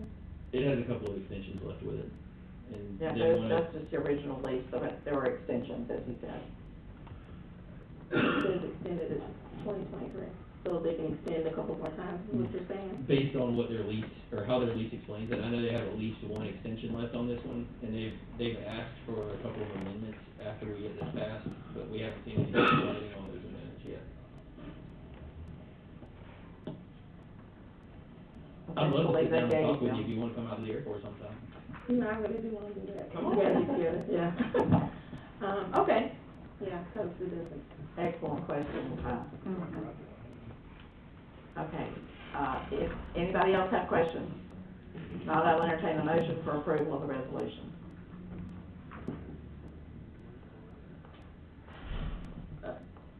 I move that we approve resolution 2021-47. Second. I have a motion and a second. Any further discussion? All in favor of the motion, say aye. Aye. All opposed, same sign. Motion carries. Item number C, if you will, first, if you will let me, before we go to C, it's been brought to my attention that I need to back up. Because when we go all the way back to where I pulled the resolution for Laurel Point off of the consent agenda, I need a motion for approval of that particular resolution. We talked about it for a long time, but we never approved the resolution. It's page 8, I believe. Yes. Resolution 2021-48, a resolution of the City Council of the City of Williston, Florida, approving the conceptual plan for Laurel Point, a proposed development owned by Camellia Plantation, Inc., located at 80 Southwest 7th Street, Williston, Florida, parcel 04332000000. I move that we approve resolution 2021-48. I have a motion, do I have a second? Second. I have a motion, I have a second. Do I have any further discussion? All in favor say aye. Aye. All opposed, same sign. Motion carries. If you will, please pass that back to the city clerk. Thank you very much, Ms. Patricia, for bringing that to my attention. All right, sorry. So we're going to move now to item 6C, resolution, or whoever brought it, I don't know who it was. 2021-51, a resolution of the City Council of the City of Williston, Florida, approving the U.S. Department of Transportation Federal Aviation Administration Grant Agreement, FAA Grant Number 3-12-008-7-022-2021, Williston Municipal Airport Improvement Program to design and rehabilitate the General Aviation Transient Apron, authorizing appropriate parties to sign any documents required to execute such agreement on behalf of the City of Williston and providing for an effective date. Mouthful. You need to catch a break. I need a drink. Of tea, of course. Okay, so, this is, I actually had this sitting in my inbox, and I've had it there since like the day after our last council meeting, for electronic signature. I'm sure Mr. Walker must have it too. But we could not sign the grant until we got approval from the council. So that's what we're here for tonight. This is the parking apron? Yes, ma'am. Correct? This is the FAA side of the parking apron. Right. A couple meetings ago, we approved the FDOT side. Right. And Mr. Walker probably won't see it until you put your digital signature Okay. on it. That's just the way the SAM program has been working with Lee. Right. It hits one person and it goes straight in the line until it has everybody's signature, and then it goes back to the FAA. Right? Okay, wonderful. And if it's approved here tonight, I will sign it. Not only the original, but the electronic version as well, so that they'll have it. They keep reminding me. All right, so anybody have any questions for Mr. Siegel on this? It is a 100% grant for $82,214. No, wrong amount, sorry. $278,945. Woo! We have another one coming up that's that amount. $278,945. Okay? Entertain the motion for approval. I make the motion that we approve resolution 2021-51. Yes, sir. as previously read into the record. Second Do I have a second? Thank you, Ms. Robinson. All right, any additional comment? All in favor say aye. Aye. All opposed, same sign. Motion carries. Okay, we will move to item D, which is resolution 2021-53, a resolution of the City Council of the City of Williston, Florida, approving the Passero Associates LLC supplement contract agreement 21-19R, and to rehabilitate the general aviation transient apron, authorizing the appropriate parties to sign any documents required to execute such agreement on behalf of the City of Williston and providing for an effective date. This one is in the amount of $40,000. Any questions for Mr. Stiegel? Or for Passero? Okay, I'll entertain a motion. Unless you have a question. I move that we approve resolution 2021-53. Thank you, ma'am. I have a second from the time. Any further discussion? All in favor of the motion say aye. Aye. All opposed, same sign. Motion carries. Item E, resolution 2021-54, a resolution of the City Council of the City of Williston, Florida, to approve an amendment to the Public Transportation Grant Agreement, FDOT project number 4425-05-1-94-22, Williston Municipal Airport design and construction of new general aviation terminal building at Williston Municipal Airport. Mr. Stiegel, I'm gonna give you this one. You give me this one? All right. I may have jumped the gun putting this one on the council a little bit, just because I'm really excited about this project. It is in our five-year plan. This is just the design portion of it, and this is just the FDOT side of the design phase. But essentially, what it comes down to is we've been given a grant to construct a new terminal building to house our FBO and basically plan future growth. Some of my staff and myself have already driven around to a couple of different FBOs looking to see, what we kind of want and what we kind of envision for Williston moving forward. But this just kind of gets the ball rolling on all of that. Again, it's 100% grant funded, and it's something that we're really excited about. Okay, so the FDOT portion is $82,214. Just for the design of the building. For the design, right. Okay. Tell me exactly where you're gonna put it. I know pretty much, but if you will, tell everybody where you're gonna put it. Absolutely. We have two potential spots right now. One is basically across the street from the current FBO, where Sky Chiefs Aviation used to have their little trailer, and their flight school right there. So that's one potential spot. The spot that we're leaning towards is more between our fuel trucks, like if you come out and you see our jet trucks, in between our jet trucks and the Dell Air hangar, the Dell Auto hangar. That's kind of the spot that we're leaning more towards. Okay, thank you very much. Anybody else have questions for Mr. Stiegel? Go. Sounds exciting. Absolutely. Yeah, I know, it's amazing what a grant can do, right? Okay, so I'll entertain a motion for resolution 2021-54. I make a motion that we approve resolution 2021-54. I second that. Okay, I have a motion and a second. Is there any further discussion from anyone? All in favor of the motion say aye. Aye. All opposed, same sign. Motion carries. Item F, 6F, resolution 2021-52, a resolution of the City Council of the City of Williston, Florida, adopting modification number 1 to CDBG grant contract H2356 by granting a 6-month time extension and revision to the activity work plan and authorizing the City Council President to execute the agreement. This is under Ms. Orland's name. Yes, this is a grant we've been working on, for some time, and, since March of 2019, we entered into a $700,000 CDBG grant for the upgrade of our, plant.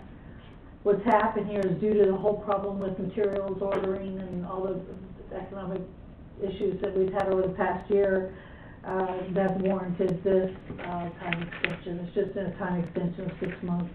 And a revision to the activity work plan. So we just needed to get the sign back to DEO so we can stay compliant, okay? Any questions for Ms. Foreman? Entertain a motion of resolution 2021-52. I make the motion that we approve resolution 2021-52. Thank you, sir. Second. I have a motion and a second. Is there any further discussion from anyone? All in favor of the motion, say aye. Aye. All opposed, same sign. Motion carries. Thank you, Council. Yes, thank you. Item 6G, how did you get to sit down for a second there? Resolution 2021-55, resolution of the City Council of the City of Williston, Florida, approving the supplemental agreement 2021-22 Airport Utility Master Plan and Feasibility Study between Pass Road Associates LLC and the City of Williston, providing effective date.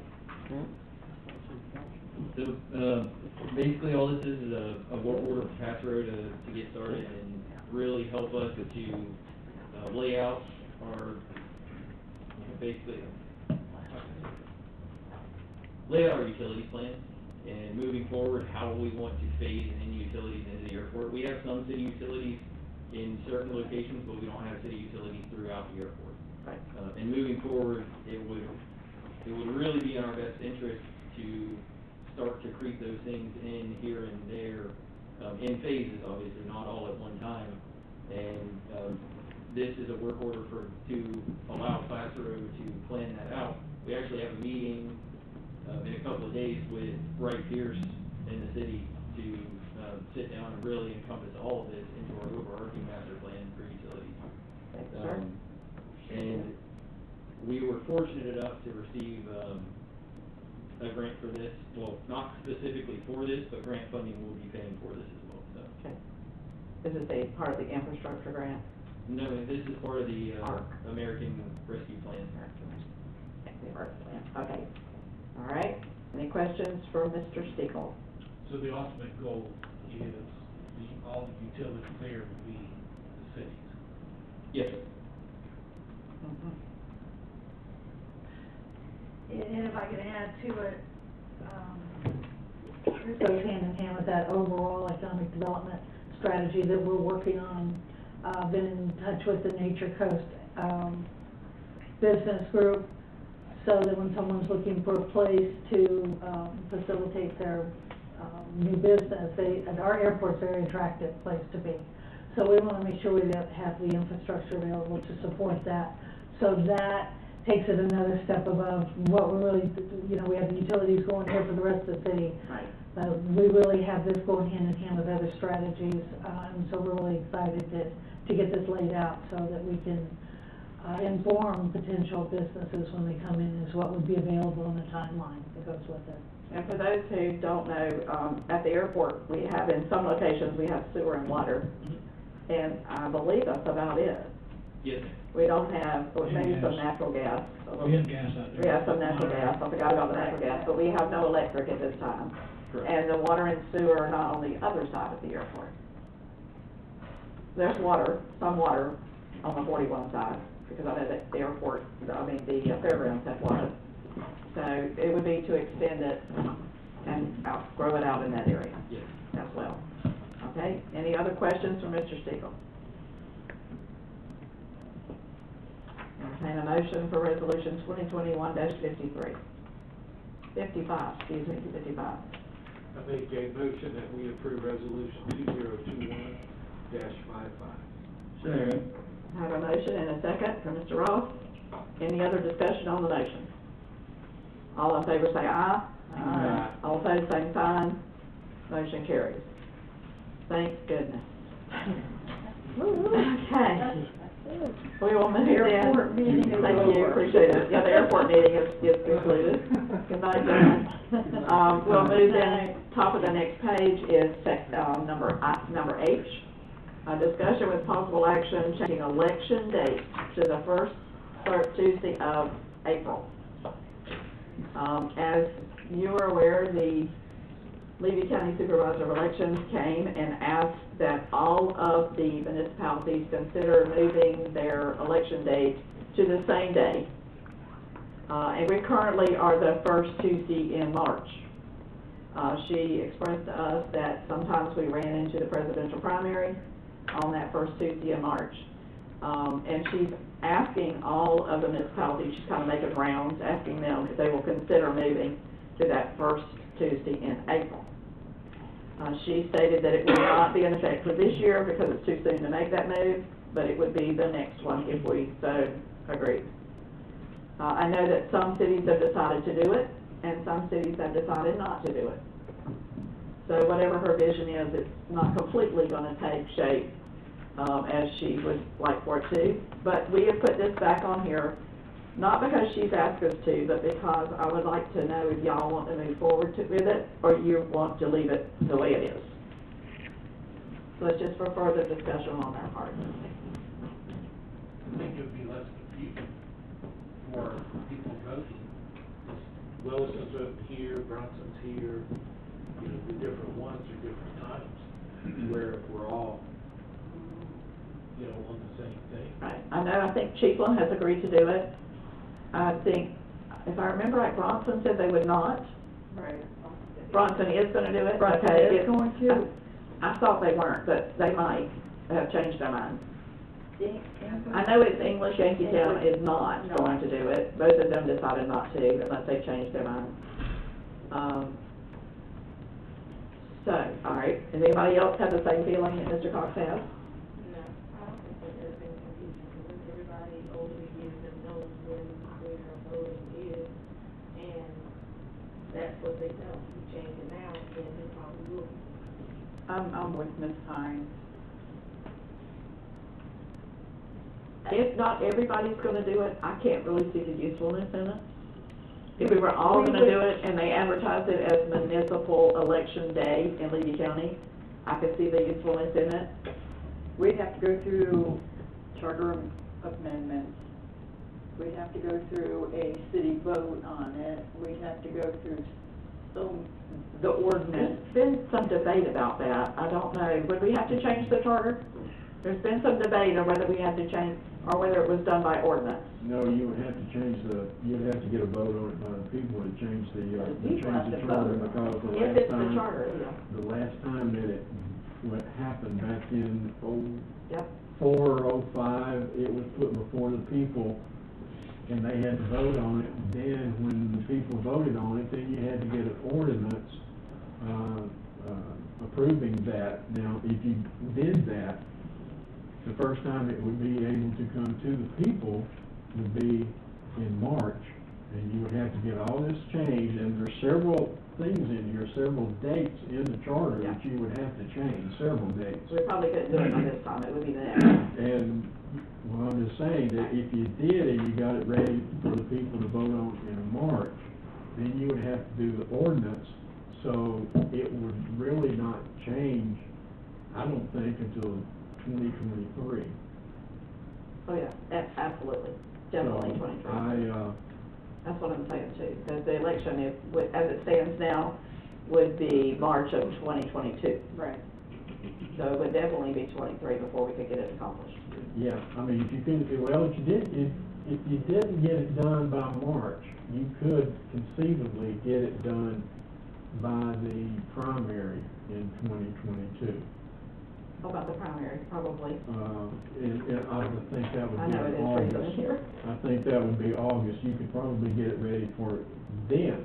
But like I said, there's several places in here that would have to change dates instead of just the one that was mentioned here. English, if I'm not mistaken, they have the same date as we do, as far as their city election.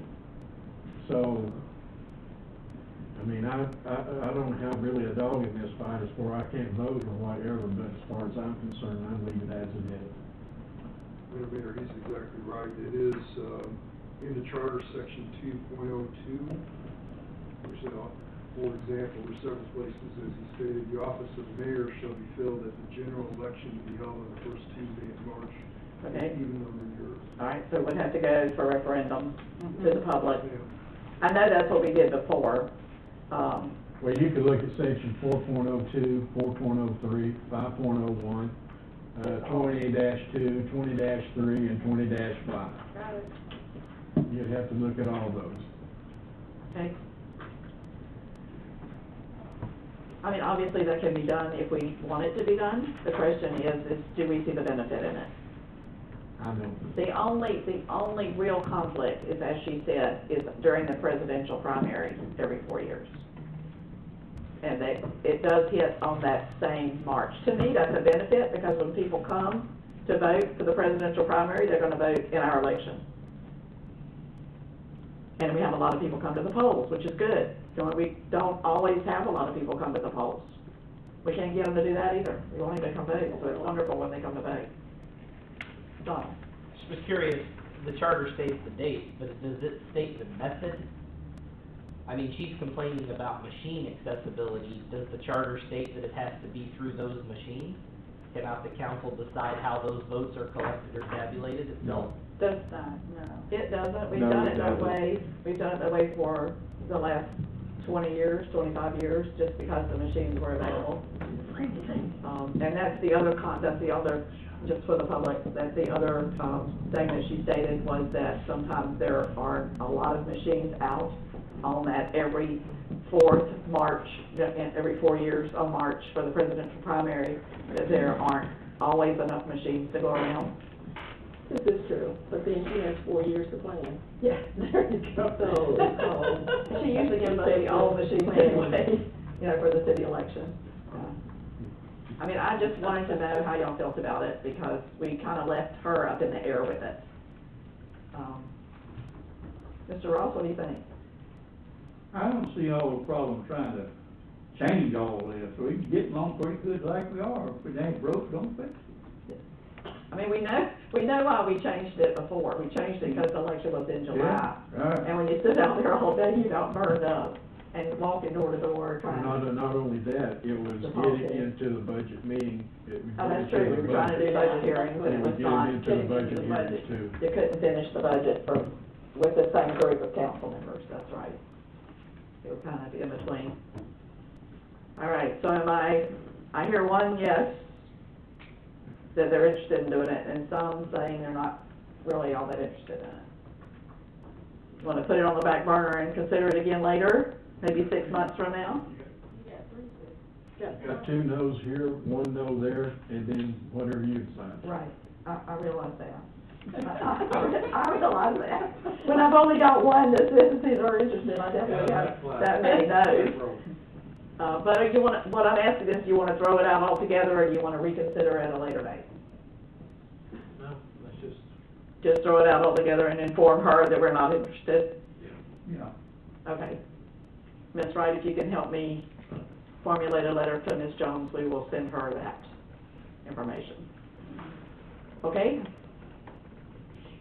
That's right. Okay, sorry, thank you.